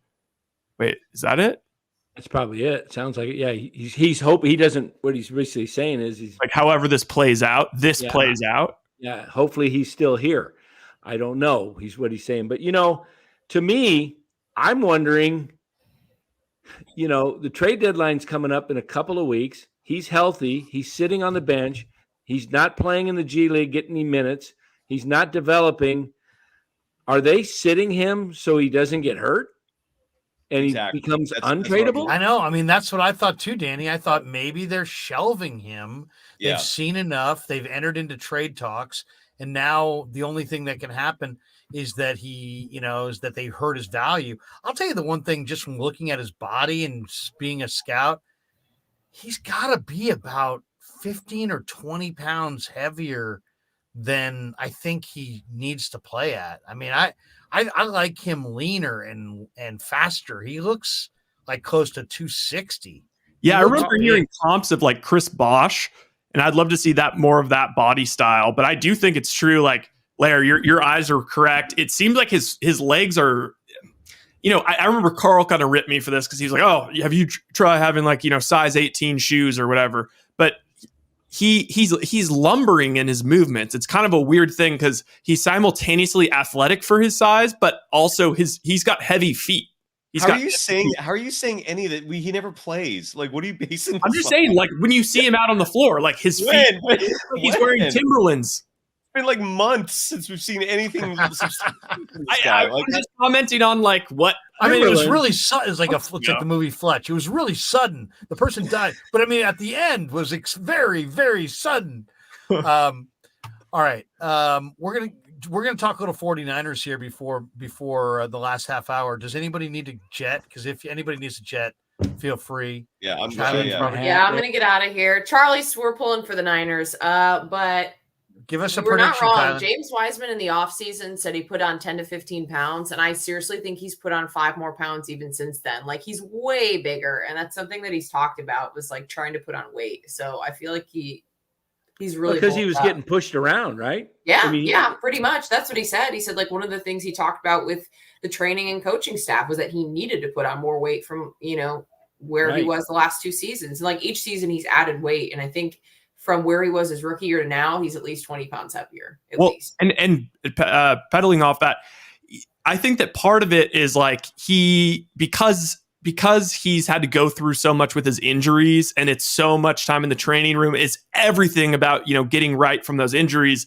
He hasn't been able to dedicate himself to just like doing like the crap that Curry does, like, like the actual like stuff to improve your body and actually focusing on that. Rather, it's all focused on, recovery. Sort of like a similar thing with like Kinlaw, honestly. Like Kinlaw, you see with the Niners, like Kylen, you got a pick for tomorrow for Sunday? Niners Eagles. Who are you going with? I'm going with Niners. And what is the spread again? I can't remember. Cyrus said Niners are getting 2.5. Okay. Either way, I'm still, even with the 2.5, I'm hammering the Niners. I think the 49ers win. I think the 49ers win. What do you think score-wise? What do you think? High scoring, low scoring? I have no idea. Yeah, honestly, I think this is going to be a toss-up. I'm excited to see how it plays out. I mean, the 49ers have a great defense, but also I'm just very curious to see how Brock Purdy responds because, he's been so great up until now. Last game, I thought I saw some more, cracks in the armor, and I'm very curious to see how he responds on the stage. And, I think the 49ers don't need him to do anything crazy, fantastic in order to win, but like, this is making for a storybook ending. Like, if he comes out and is just like lights out and the Niners run up the score, like, what a freaking cool thing that would be to happen in Philly. Yeah. And so that's kind of that's what I want. Cincy KC, who do you got there? Cincy. So I'm going 49ers Bengals. That's your pick. That's what I'm looking let's for. hope. I think the Bengals want to avenge that loss. It's hard to root against Burrow. The history there between the Niners and Bengals, like that would be a freaking Burrow being Joe Montana reincarnated, as I know. So I love that tweet. Oh yeah, Bengals would be saying third time's the charm, all that stuff. Yeah. Hell no, Steve Young said he's going Mahomes. He said he's going with Mahomes over Burrow. So what the hell with Mahomes? Did we all assume that it was a high ankle and it wasn't actually a high ankle? Because what the hell? Did he like fly to Canada or Germany and like get something? I don't know. Yeah, does he dip his leg in Lourdes or something? I mean, how come this guy is not human? If this guy's got a high ankle sprain, And people said, well, it's a quarterback. You don't need to. What? This guy's going to play quarterback on a high ankle sprain. That's supposed to be like a I'm 6-week skeptical, injury. and I'm skeptical about how he's going to look if he really had a high ankle sprain, because that's one of the hardest injuries, lower body anyway, to come back from. Like 5 high weeks. ankle versus low. Like I just don't see how he comes out and plays like Patrick Mahomes if that's the case. Because he's a freak, but he's not that much of a freak. Like I don't think he'll be able to escape. He practiced in full on Wednesday. Like I don't even, because it's like he's probably not like getting shot up and taking painkillers for practice. It's like, what the hell? What is going on? Maybe they're just showing. You think there's shenanigans, Dan? I mean, it's a double. It's a double. Are at like normal levels. Like it's like over under 2.5 passing touchdowns. And there's let's let Kylen get on with her night, because I know she's true. Got other things going on. Bye, Kylen. Good to see you. Take care. Thank you for joining us. I got my Niner hat hanging, on, or you want to? I got to bounce too, man. I got to run. First of all, I want to say Ashley Keating. I never got a follow back. Shame on you. I see you on Twitter a lot. You're the user D knows his hoops. I just want to give him props. And you guys want to know if I had a kidney stone? No, don't even. I never fucking want that. I've heard the most horrible stories ever about kidney stones. Have any of you guys had kidney stones? Like I haven't. No, I think they're asking if your kidney is currently stoned. Oh yeah, Danny's had kidney stones. We talked about it earlier. Yeah, you don't want to know about my kidney stone, man. I don't even want to relive that moment. I never want that, dude. Worst moment of my life. Ashley says, coming in late, but been loving your interviews, Larry. It's been you have such a way of asking great questions. Players open up and give informative responses. I heard you Ray one was great. I heard you interviewed Steve. Did you interview Steve Young, Larry, recently? Yeah, tonight on the Krueg show. Tonight. That's like the second time in like 3 months or 4 months or something, man. Well, I had him on 95.7 The Game. Yeah. And then this time I had him on dude. this. It's like my fucking childhood hero, man. Dude, it was an incredible interview. You should go check it out. I walked past him in the halls, and it was one of those things where you're walking and like you're expecting to just see media people. So my eyes weren't like ready for Steve Young to be walking right past me. And then I had to do like a double take because he was like, hey. And it like, what? Whoa, Steve Young. All right. Nick, the guy you chastise. Ryan, is there any way we could play a little Ray Ray? Is it the Ray from this week? Or I think it's the latest Ray Ray.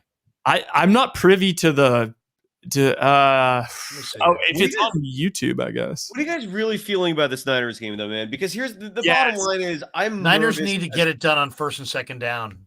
I'm nervous as fuck. Whoever gets into manageable third downs the most is going to win this game. But I like the Niners' chances. Why? They got more experience. I mean, Philly's got a lot of experience too. But they really don't. Well, just like they still have like a lot of the core from that championship team. Well, here are the numbers. I mean, Lane Johnson. Here are the numbers. Do they really? Like, yeah. Offensive lineman, defensive lineman. Oh, shit. Well, that sucks. The Niners have 17 of the 23 49ers starters have played in an NFC championship game.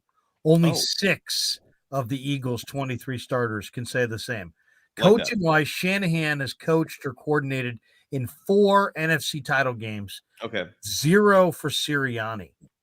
So I like that.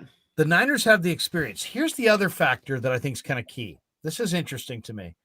The Eagles' pass D, when there's no pre-snap motion, was number 1 in the NFL this year. The Eagles' defense, when offenses used pre-snap motion, fell from number 1 to number 22. Now, here comes the 49ers. The 49ers were the number 1 team in the NFL as far as pre-snap motion rate in the entire league. And so this awesome Philly D may not be as awesome with, when you move in the shifts and the motions. Yeah, they have the sacks, but I think they have the 3rd most sacks in the history of the NFL. They got a ton of sacks, but most of them came in 3 games. Yes, exactly. They all came in 23 sacks out of 70 came in 3 games. Yeah. What games? Which games were those? They were both, 2 of them were versus the commies for sure. The other thing I would say is the Eagles played the easiest strength of schedule in the entire NFL. Right. But do you know the Niners were right behind them, right? Were the second easiest. Right. But I mean, but then the other one is the Eagles' run D is number 32 in the NFL at defending short yardage runs. So if the 49ers can get into 3rd and 1, 3rd and 2, I think they might be able to convert. Contrarily, if the Eagles get into 3rd and 1 or 3rd and 2, the Niners defense is not known for its ability on short yardage. So what's the game going to come down to? I think it comes down to two factors. What can you get done on 1st and 2nd down offensively? What can you do defensively to prevent the Eagles from getting into 3rd and short? And then ultimately, I think it's going to come down to turnovers. And the number that really jumps out to me, guys, the number that jumps out is passer rating under pressure. Yes. Brock Purdy's passer rating under pressure in the NFL or in his starts this year, 66.1 passer rating, or 68.1, or excuse me, 88.1. And that's 4th in the NFL. Jalen Hurts' passer rating when under pressure, 65.2. That's 20th in the NFL. The reality is that Jalen Hurts hasn't faced pressure much. They get a lead. They run the ball incredibly. If the Niners can get a lead and shut down a little bit of that run, and Jalen Hurts has to throw amid pressure, I really like the 49ers' chances. The Eagles' chances are about ball control, running the ball, and time of possession with a big physical run-oriented offensive line. But if you look at the Niner defensive front, not just the front 4, but the front 7, including the linebackers, the Niner defensive front is noticeably faster than the Eagles' offensive line. And so if it gets into a passing game where the Niners have the lead and it's about go get the quarterback, I think the 49ers are going to win. I worry about the scrambling. The only thing is, like, I feel like this Niners defense throughout, even from Saleh now to D'Amico, it does feel like they have a little bit of trouble with the mobile quarterbacks. And it's weird because you'd think because they have the fast linebackers that wouldn't be the case. But because they over pursue. What mobile quarterbacks have they played this year outside of Justin Fields? And you can't even count that one. They missed Kyler both times. There's no more Russell Wilson. Well, Dak Prescott is quasi-mobile. He's mobile, kind of like Mahomes a little bit, but not as not Hurts. Hurts is like a whole different animal. So, well, what do you think of the flip game? If the 49ers come out with what do you think if they did something like Mason starting the game just to see what a quarterback? Just running him up the middle just to loosen up, see what how much they get, and then have Mason. It would be great to see Mason, a handoff to Mason where the defense is expectant, pitch the ball back to Purdy, and then try a trick play for a bomb, just like 2nd or 3rd play of the game. I'll tell you one thing I'd love to see. I really believe we're going to see this. I think the difference in this game, outside of I think Purdy's going to outplay Hurts, is the 49ers linebackers. Nobody talks about them. They talk about Bosa. They talk about Hufanga. They talk about Charvarius Ward. By the way, good point. Mariota was the one, and they lost. Yeah, they struggled against Mariota. But I think the Niner linebackers, Greenlaw, Warner, Aziz, are playing so fast and so physical. I think they're going to be able to shut down Philly's run, and I think they're going to be able to put heat on the quarterback. I like the Niner linebackers to win the game for the 49ers. I really do. I think the 49er linebackers we're going to be talking about the big plays from the Niner linebackers when this game's over. The other way the recipe to beat Philadelphia is what Washington did to them. Washington ran the ball, had 40 minutes possession time to about 20 minutes for the Eagles. And Washington could run, but Philadelphia, that's probably their biggest weakness is against the run. So the Niners got to find ways to be able to maintain the ball and score touchdowns, not just field goals. If they can keep long drives and then punch it in, That's going to really, really put a lot of pressure. Like you said, Larry, put Hurts in the passing game where he's not nearly as effective. You know, when Hurts was at Alabama, he wasn't that great of a passer. You know, they used to bring in Tua to a long way. Yeah, so he's come a long way. And then, you know, I mean, Oklahoma, he really stepped up with his game, you know, with I like low scoring, by the way, too. I think you could tell me anything, Larry. You could tell me that it's a high scoring thing. You could tell me it's low scoring. You could honestly, I would believe either team blowing the other team out. I worry a little bit about just that haymaker that Philly seems to throw in the first half. They're completely a first half team. They're like the best second quarter team of all time by know numbers. I think Shanahan's going to play it pretty conservatively. It'll be interesting. I think if the Niners can stay attached by the going into the second half, attached or ahead, I think Niners win. I think Philly starts to fall apart if that's the case. Why don't we do this? Sai, you got to jump? Yeah, I'm going to bounce, man. Yeah. Okay. Love you guys. Good seeing you, brother. And then why don't we do this? Why don't we play some spots? Let's play the Ray and then get out. Let's do it.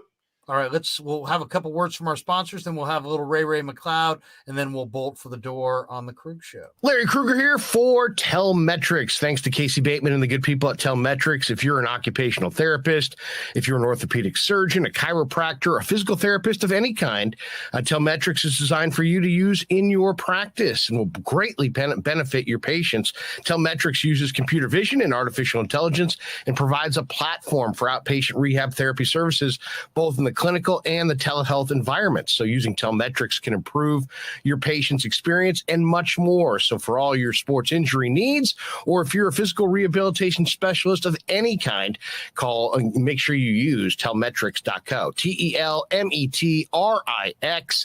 Telmetrix.co. And thanks to Casey Bateman and all the good people at Telmetrics for being a proud sponsor of the Krueg. I'd like to thank our sponsor, Dan Coach Emilio. Dan is a buddy, and he is a phenomenal retirement planning specialist, and you can contact him today at securemoney.com or at his number 925-628-9966. There's a lot of uncertainty in our world right now, and you want to make sure that your money is secure. That is the key. Danny's got 25 years of experience, born and raised right here in the Bay Area, and he can help you get an immediate 10% premium bonus on your principal retirement account. So give him a call, 925-628-9966.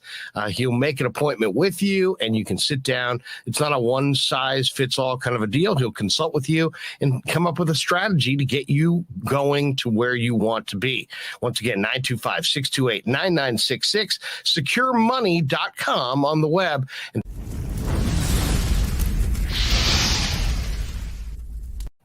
And thanks to Tony Cassera and the good people at Cassera's Italian Menswear. They are housing the Krueg Show t-shirts, and they're a proud sponsor of the show as well. The Krueg Show t-shirt, the Krueg Show podcast t-shirt is available there at their store in Dublin. Their address is 7372 San Ramon Road in Dublin, California. And go see Tony Cassera and get yourself a Krueg Show t-shirt and support the show. And special thanks to our sponsor, New York Style Italian Sausage. That's right, NewYorkStyleSausage.com is their website. Phenomenal product, whether it's the breakfast sausage, the Italian mild, the Italian spicy, the chorizo. You cannot go wrong with New York Style Italian Sausage. Once again, NewYorkStyleSausage.com. Often imitated, never equaled.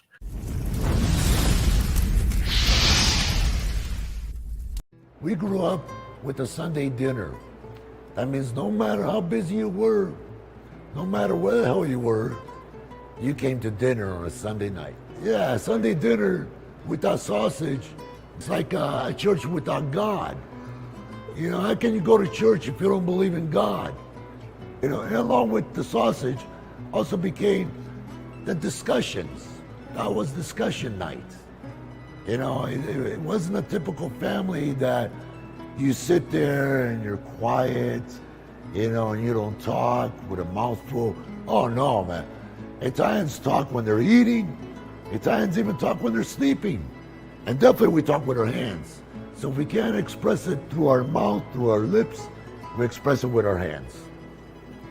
So, and that's what sausage is, really. It's an expression, you know, that life is good.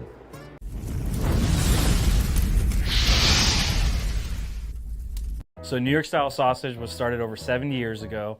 We are the largest producer of fresh Italian sausage on the West Coast.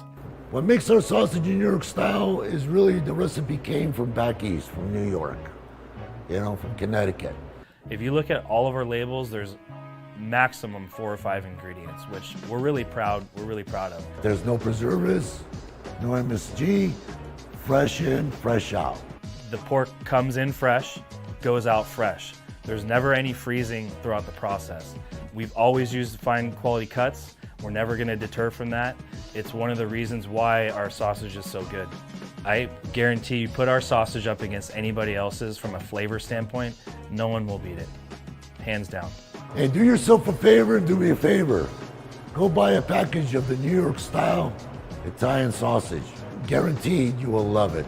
Guaranteed.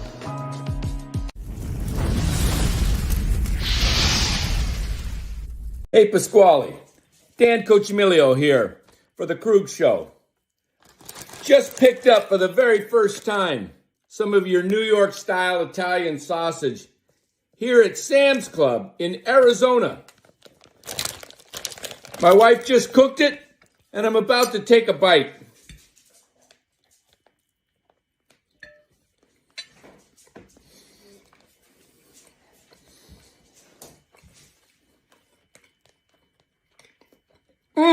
Man, this is good.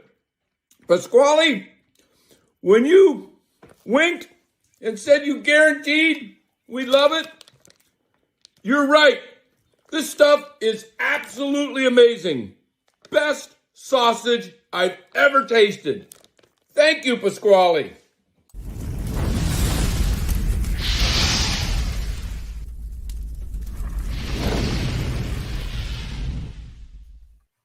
Coming down the home stretch on the Krueg Show. Aussie rules, Dan, LOL. Nick says, Dan, hell of a plug.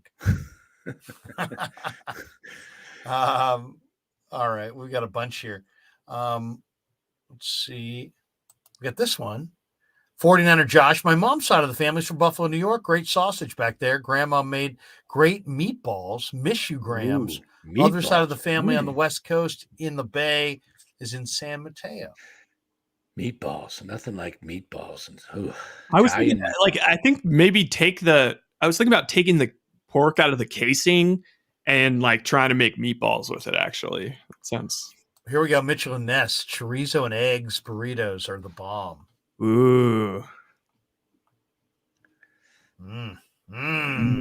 Getting hungry.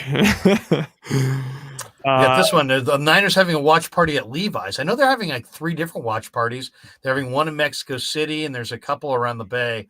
I don't know if they're having one at Levi's. I don't think they are. I could go for later. I don't even know where I'm going to watch the game. Seriously. I'm not going to be there. I'm going to be on the couch. Just decide what I want to grill. Be nice. You know? I'm thinking about buffalo wings. Maybe barbecue buffalo wings. Wait, where were you saying those great buffalo wings were from again? Because I completely forget. Well, I love the buffalo wings from Chicago Fire in Sac. That's in Sacramento. That was one of them. That's Midtown in Sacramento. Then I like the buffalo wings at Hooters. I think are the best. I think. Wait, were you saying like Patchies or something had good, or Michi's? You said Michi's. Michi's has lemon pepper. Yes. Ooh, yeah, lemon peppers are good. Dude, the Amici lemon pepper wings, and I talked to Peter, the owner of Amici's, when he brought them in. I think he got the recipe in China, I think he told me. But it's so incredibly good. I mean, it's like they have 3 different levels. You can go atomic, spicy, or kind of mild. But chorizo?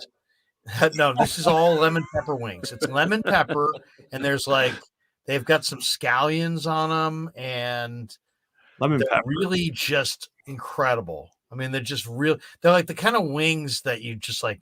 You can't have like 1, 2, or 3. You have to like have a bunch. You know what I think? Radio Row, Super Bowl week, I'd have my wife make like 200 of the oh gosh, I'm getting I took a muscle relaxer tonight a couple hours ago. Dang. I'm starting to literally You're fading? I took it a couple hours ago because it takes a while before I really start feeling tired, and I think, oh man. Yeah, because I got this. I was let me show you how my jaw. I got TMJ. Oh gosh. And I messed up my jaw yesterday. Let me pull this out of the cupboard. I'll show you what I was chomping on. Oh my God. Let me read this one. 49er Josh. Krug and fam, you guys are awesome. Seriously, the best pod out there. Epic sports talk and then the family food, music, and old school memories of football. Slap the like and sub, and let's get to 15,000 subs. I like that. Wait, Dan. Do you hurt your jaw like chew? Are those like super stale, like the ones you get? No, they're brand new from Costco. I cranked them open while I was inside Costco. The only thing about that one is I kind of like the ones that are more like the fruit bowl. These are all because that one includes all kinds of terrible flavors. Oh, you got my favorite is watermelon and banana is good. Do you pick out your jelly? I just reach in and I just fire them all in there, mix them up. Wait, what's the difference between a jelly bean and a jelly belly? Well, Jelly Belly is better. These are Jelly Bellies, right? These are Jelly Bellies are made in Northern California. I think. Yeah, they got a factory right there. Oh, Fairfield. These are Jelly Belly. Oh, you got to go to the Jelly Belly factory. Oh tour. Yeah, you got to get the tour. Yeah, we should get them as a sponsor. I'll just start eating these things, and then I'll have to take they're really good. Jelly Bellies are awesome. Jelly beans are just kind of too sugary. Yeah. By the way, how about the medical advice that's just been dished out today? How about Cy just pop? If only they'd just hand out Vicodin. Joe Schmo says the Jelly Belly factory. There you go. What the heck's this stuff? I can't even think. Vicky Pellich says Krug show is the best. What is the best thing your wife makes? Is maybe that's what I'm trying to do. Lumpia. There we go. Thank you. Lumpia. They're basically like egg rolls. They're the bomb. I'm telling you. Everyone out there, deep fried. Yeah. Oh, I know we only have 112 in the chat olive oil, so it's a little healthier. Oh man, Danny, guess what? So we're talking about the Niners are 1 win on Sunday away from coming to Arizona. Right. We're coming to Arizona too, right? There's a place that I need you to go check out for us. I need you to do some negotiation. There's a deck atop at the Point Hilton Resort. Oh yeah, Tipatillo Cliffs out on 7th Street. No, well, one of my clients was the catering guy for 30, 40 years there. Okay, one of my favorite restaurants of all time. Okay, it's called A Different Point of View. Yeah, and I think the point has a E on it. Different Point of View, and believe me, you pay extra for that E. Yeah, POINTE. Yes, it's kind of like when you go play golf. If there's a preposition in the title, you pay more for the round. It's a $50 round, but if you're playing the Legend, it's a $50 round. But if it's the Legend at Arrowhead, then you're paying like $150. You're paying $100 for that preposition. Anyway, what I need you to do is there's an awesome restaurant called A Different Point of View. They have a cigar bar. They have a killer bar up top and a veranda that looks out over the point up the Point Hilton Resort, looks out over the entire desert. Yeah. I want to do our show from their patio outside the cigar bar. First of all, I need to know one thing. What's the weather been like at night in Arizona? It's been cold this past week. Like how or two. Cold? Let me tell you what it is right now. Let me pull up the. By the way, Larry, and I honestly think, dude, once you see this, Rye, you're gonna love this. I mean, we'll sit there, we'll drink cognac, we'll smoke cigars. Right now, 40 degrees. Okay, reasonable. But that's not normal. We get a cold snap for a couple of weeks. Snap? Yeah, we've had a cold snap here.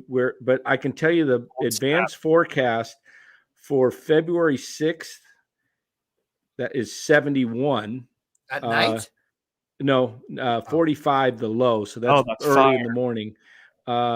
Wait. Breaking news. And Larry, tell me if you don't want me to do this. I honestly don't think there's any reason why we couldn't. But I have yet to even like show you the place that we have booked for Arizona. Do you think I could just show the photos? I mean, it doesn't show anything about the address. Yeah, why not? And the other thing is, though, is there a way, Danny, you could go over there and just, tell them who you are and tell them what we do and see if we can reserve a spot on the patio. We might, how about this? We'll do it. What we'll do is we'll trade them, tell them what we have as far as, views, and we'll trade them. Hits on the, we'll mention every time we come out of a commercial, we'll mention we're on the veranda at the different point of view at the Hilton Resort. We'll give an 800 number if they want, just so we can sit out there on that killer patio and smoke cigars and do our show. All right. Yeah. All right. Get ready for this. It's epic, Danny. It's an epic spot. I can give my client a call. I'm stoked. I'm super stoked on that, and we have to do it. But also, this is pretty fire, Larry. Just think about this. For the half the price per night of a Motel 6 right now in Glendale, we were able to secure this bad boy. Look at this thing. Looks super nice. And then even look at so there's 2 bedrooms, or I mean there's a king bed, I think, or maybe and then another room with a queen bed, and then there's another room with a crap ton of bunk beds. Nice. Any stragglers. And then look at this nice little yard. Got a barbecue. You got a little putting green situation and like a little pool. And it's like 25 minutes walk from the stadium. 25-minute walk or 5-minute walk? 25. 25 minutes? I mean, that's pretty good. If you think about like how like horrible parking would be, like. Plus, we're gonna rent a truck. Yeah. We're coming down with like a big old, we're going to get like a big old van. A Krueg rig. You should get one of those little golf carts. I might even get a Krueg show like magnet. Larry, honestly, maybe we go to like a scrap yard and see if we can just like buy one for like a couple $100 and just run it into the ground. We're going to make some stops. We're going to stop down at Cal Poly and see my son. We'll, say hello to him on the way down. Maybe we'll stop in San Diego. San Diego, you're going further than you need to. Really? I thought. Yeah. I was thinking about going to San Diego and then flipping over the mountain there. You could. You're going to take 8. You're going probably 2 hours south further, because normally what I do when I make the trip up and back, I go down. Of course, I'm going down 5 because it's the quickest. But 5. So you go 5 to what? Lancaster and head over on Lancaster? No, I head over on. I take the 210 to through Pasadena, kind of go around the Rose Bowl, and then. What about the cleaning fee? Look at this one. What's the cleaning fee? Oh, I mean, don't get me wrong. Airbnb really screws you with the fees these days, but this place was super moderately priced. The cleaning fee was reasonable. It all came out to like. How's the Wi-Fi? $1,700. Oh, not only they're super cool. They immediately got back to me when I texted like about the Wi-Fi situation. They said they just put in like some brand new Wi-Fi that's like really good. But they said they also like if that doesn't work, that all we have to do is text them and they'll figure out like some sort of plan for us to, because they were like excited that we were going to be doing like streams from there. So.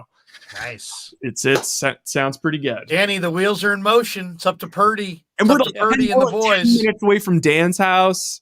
Yeah, it's only 10 minutes. So Dan, is there a gate? Can you get us on the list? Dan, I'm envisioning you're like definitely got to spend at least one night in those bunk beds. I want to see that. I want to walk your dog around that lady's yard. Yeah. There you go. You can have Buster and Faith stay in the bottom bunks. Oh yeah, they would like that. Yeah. Yeah, that would be something. Is pets allowed in there? Oh, I have no idea. Wow. Danny, did you ever see the movie Bachelor Party? I don't believe so. Well, no. Go check it out. That's what it's going to be like. We're turning that place. We're turning Del Boca Vista we're turning it out. Larry, seriously, I was talking to Will and all of the UK guys. Right. And apparently, they got kind of screwed. They got, because TalkSport's paying for all their, like they're getting it paid for. So you can't really complain. But part of that is like they have to book at a hotel or else like they won't, something about the insurance or something. Like they couldn't book an Airbnb because, what if they trash the house? The company's not going to, want to be on the line for that. But trash the hotel. Yeah, these crappy little Motel 6s that are super expensive and they have like no room, probably horrible Wi-Fi you have to pay for every day. So like I'm pretty sure grilling and chilling. Yeah, I'm pretty sure they're going to be like over here, and like there's even a pretty good chance that they're like, hey, at the Kruger and Smith Inn, can I just, here, $100? So can I just stay here for the next couple days or what? No room at the inn. No room at the end. No room at the end. Let's play a little Ray and get out here. Yeah, you're in the lower end of you're in Glendale, but you're going to be the bad side of Glendale. Well, let's just put the inside looks nice, but the outside's a little. Whatever. I mean, it's going to be. It's all about the party. I mean, wait. What's Danny? What's wrong with the outside, Danny? Yeah, wait. We'll explain the outside. Yeah, it's just the zip code. Drive-bys. We're going to get shot at. Well, I don't know. I mean, it's. I'll have to look it up again. But it's a rougher neighborhood. It's a little rougher. Yeah. Oh, damn. It up on great. That's great. Oh God. Get picked off. Rougher neighborhood. Well, I mean, honestly, who cares? It's Arizona. It can't be that rough. No, Dan's just his place is up on Mountain Pius. No, just because there's no guard. Yeah, that's HOA propaganda. All right, doing the. All right, let's get a little Ray. I asked Ray about fumbling last week, and then I asked him about in the Niner locker room from his fumble. Here it is. Ray McLeod, and Ray was talking about the Cowboy game. You had two, big plays. Obviously, one was a negative, one was a huge positive. Let's talk about the first one. You haven't fumbled all year, man. I mean, how frustrating was that for you? I mean, it's always frustrating making a mistake. I take pride on that. Not having no turnovers all year, but unfortunately, it was a time in the game where, early in the game where as a team, we could still overcome it. My attitude, like always, next play mentality, relentless, you know what I'm saying? So, it happens. Someone, like, not myself, probably would have fair called it, but when I'm back there, I'm trying to score every time. And when you have an attitude back there, it comes with a cost. You've been tremendously consistent this year, and then you backed it up on the next time you touched the ball. You went 53 yards. Tell us, what's going through your mind between the fumble and the next play, because there's only about 15 minutes of time there. Are you standing there on the sidelines cursing yourself? Are you mad at yourself? Are you getting frustrated? Are you staying positive? What's your mindset like in between there, before the next play? Next play? Before the next time you got a chance to return. I'm saying next play mentality. That's it happens, it's over with. Me doing that, I'm going to do nothing. Trent, the whole defense was like, we got you, whatever. Trent was like, go make a big play, whatever. That's what I do. I make plays with the ball in my hand. Probably 65% or more of my touches probably been big plays. Yeah. 20 plus, if it's offense or punt return. Maybe more than that, but I knew it was going to come. Just had to be patient and had to stay locked in, You seemed like on that next return, you were hell-bent to make a huge play and make a big play, and you got a 53-yard return. Tell us about what you saw when you caught the ball, and what was it a middle return, a right return? It was a middle return. What is the key on that one? Is it make the first guy miss? What's your mindset as soon as you catch it? Find a seam. Read and find a seam. Try to stretch the D. I forget already how, because we're on a new team, how if they backdoor a lot or they rip by. But overall, I'm off film tape by Reed, who I know who's going to have a hole for me, who's not going to have a hole for me. If it's not there, I know my next step from there. But overall, the middle return, do my thing. Yeah.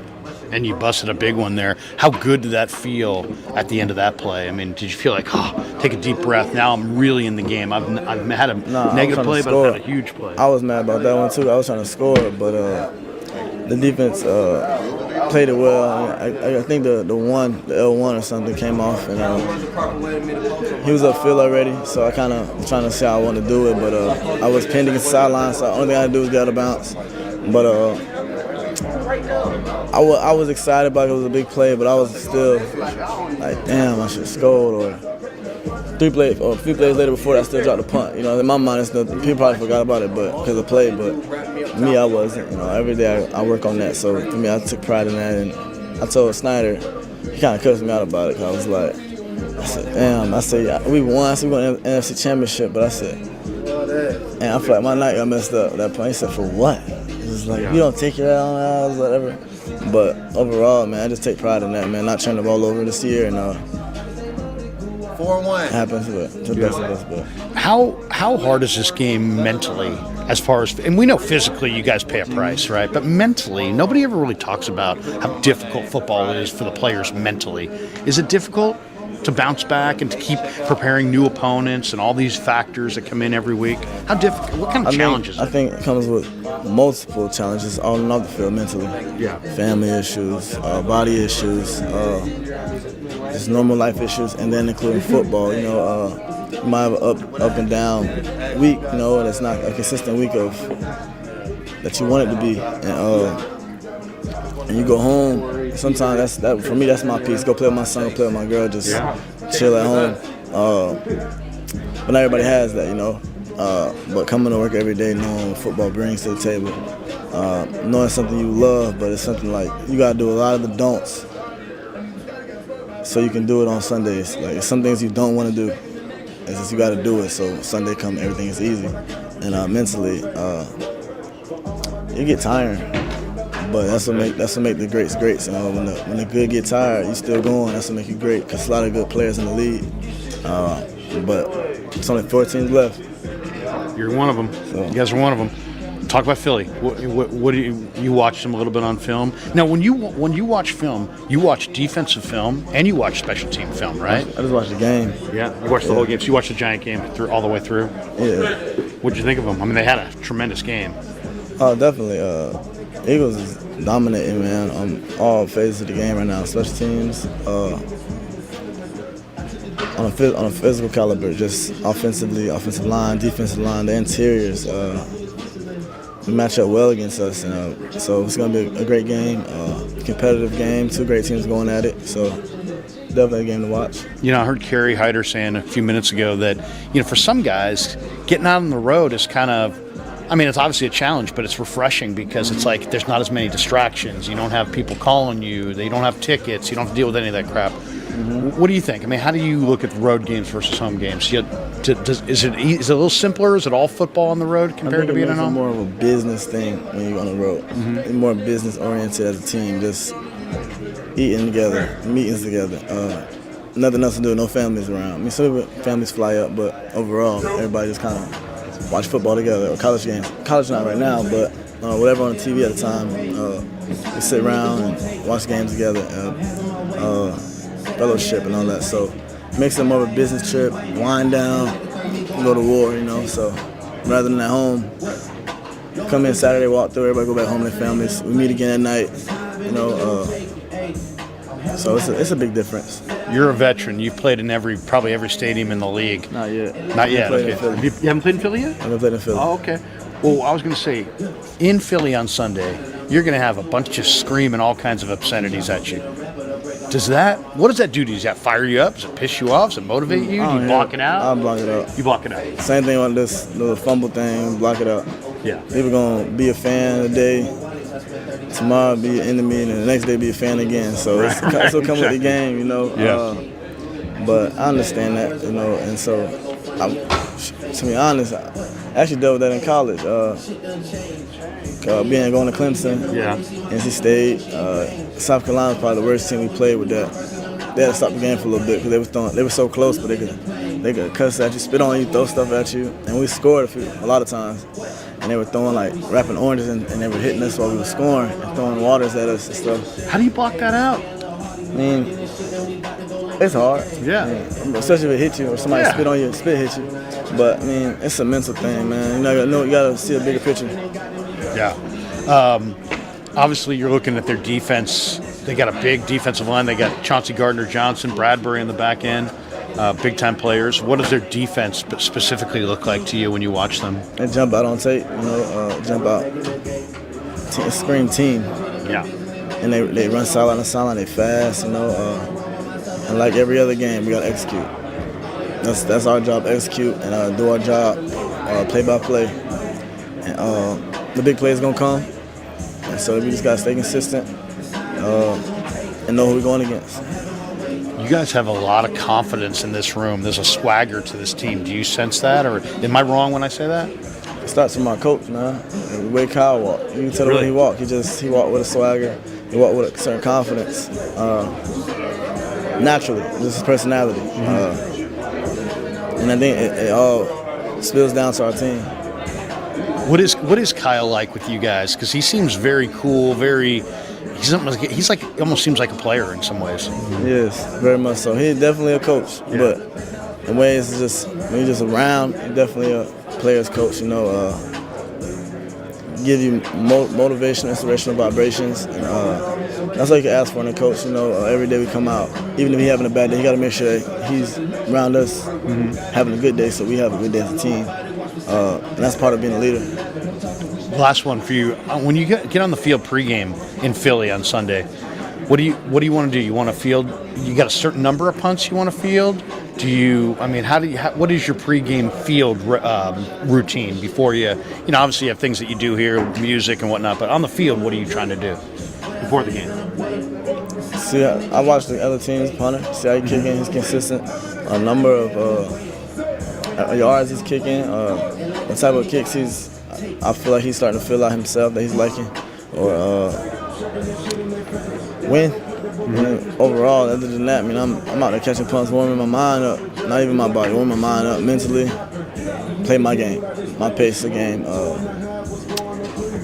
Are there any decisions you've got to make as far as do you use a deeper cleat on a certain surface? You same cleats every week. Yeah. That's A, not only. Yeah, it doesn't make a difference. Unless it's storming, you got to change it up then, but it's going to be cold. So. Yeah. Philly's, going to be raucous and the place is going to be rocking, but you guys are playing for a Super Bowl here. The focus has got to be intense. What do you do to get into that mindset to be like, man, this is, or do you not? Do you treat it like week 3, or do you say to yourself, hey man, we win this game, we're going to the Super Bowl? I treat like no other game.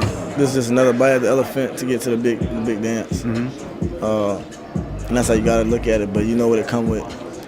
You probably won't feel it after the game, or probably Monday after the game. Whoever.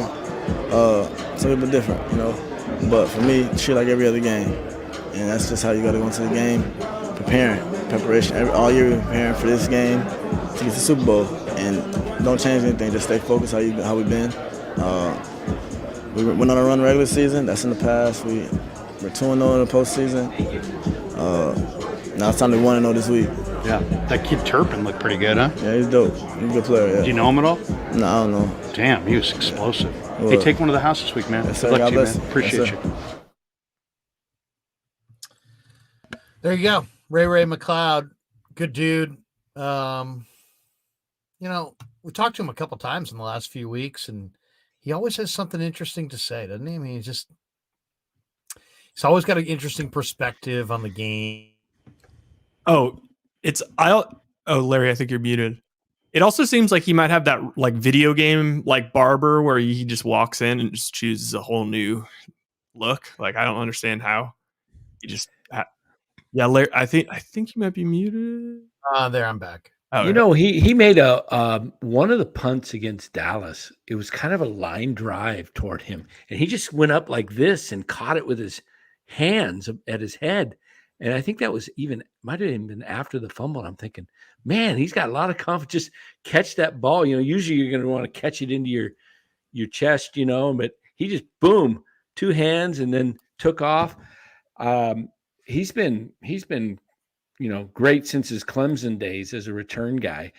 Here's an interesting thing. He mentioned it's going to be cold, but I just looked at the forecast. It's going to be 50, right? It's gone up. It's like so cool. Sunday's 54. Now tomorrow's 53. Now listen to the Weather Channel's starting at 3:00. So it'll be very similar Sunday.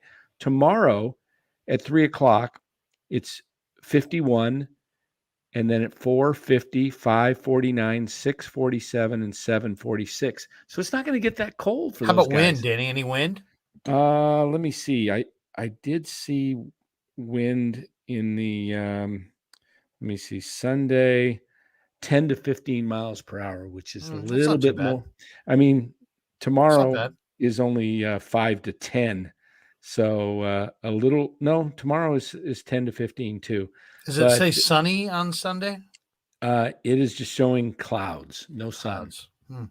Okay. But it'd probably be a kind of cloudy winter day in Philly, but not very cold. Kind of. I mean, you're talking 50. I mean, you're talking about 52 degrees at kickoff. That's not bad. Yeah, no, not at all.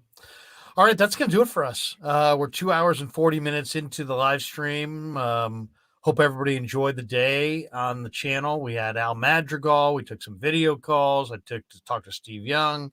We just had a live stream tonight that I thought and really enjoyed, talking Warriors and overall health. I will say overall health. We'll just leave it at that. But Eddie says clouds, possible light showers. Possible. They're saying possible. It's only right now. It's showing about 15% chance of rain on Sunday. Good stuff. We will be doing a post game on Sunday night, and join us for that post game. We'll do video calls. We'll read chats. Hopefully, we'll get a lot of people in here, and hopefully, we'll be talking about a trip to the Super Bowl, and we can get more specific about how you can follow us and maybe even meet up with us on the road to Arizona. And I'm looking forward to it. If you like one of those Cheech and Chong vans going down the highway. Hey, Larry's like, hey, man, hey, Ryan, what do you think, man? You think we ought to just pull over here in L.A., man? That we go stop down in East L.A., brother. Oh, God, that was bad. All right. A lot of rain on this live stream. We got this one from Remix Channel. Says, Larry, always get Steve Young in the zone, ready to talk ball. Yeah, Steve was great today. I hope you enjoyed that.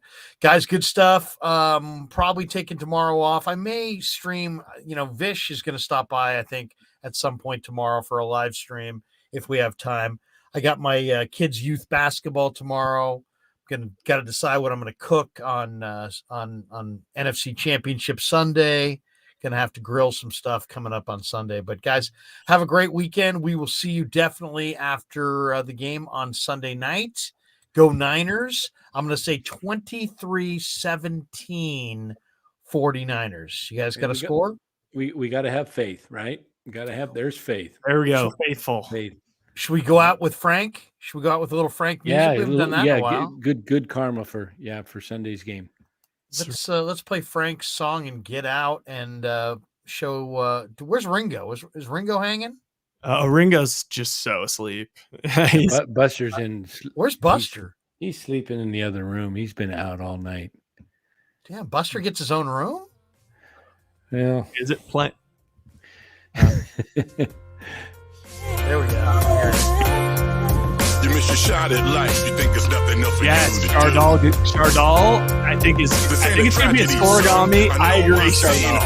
75-0. You're not responsible for somebody else's thrill.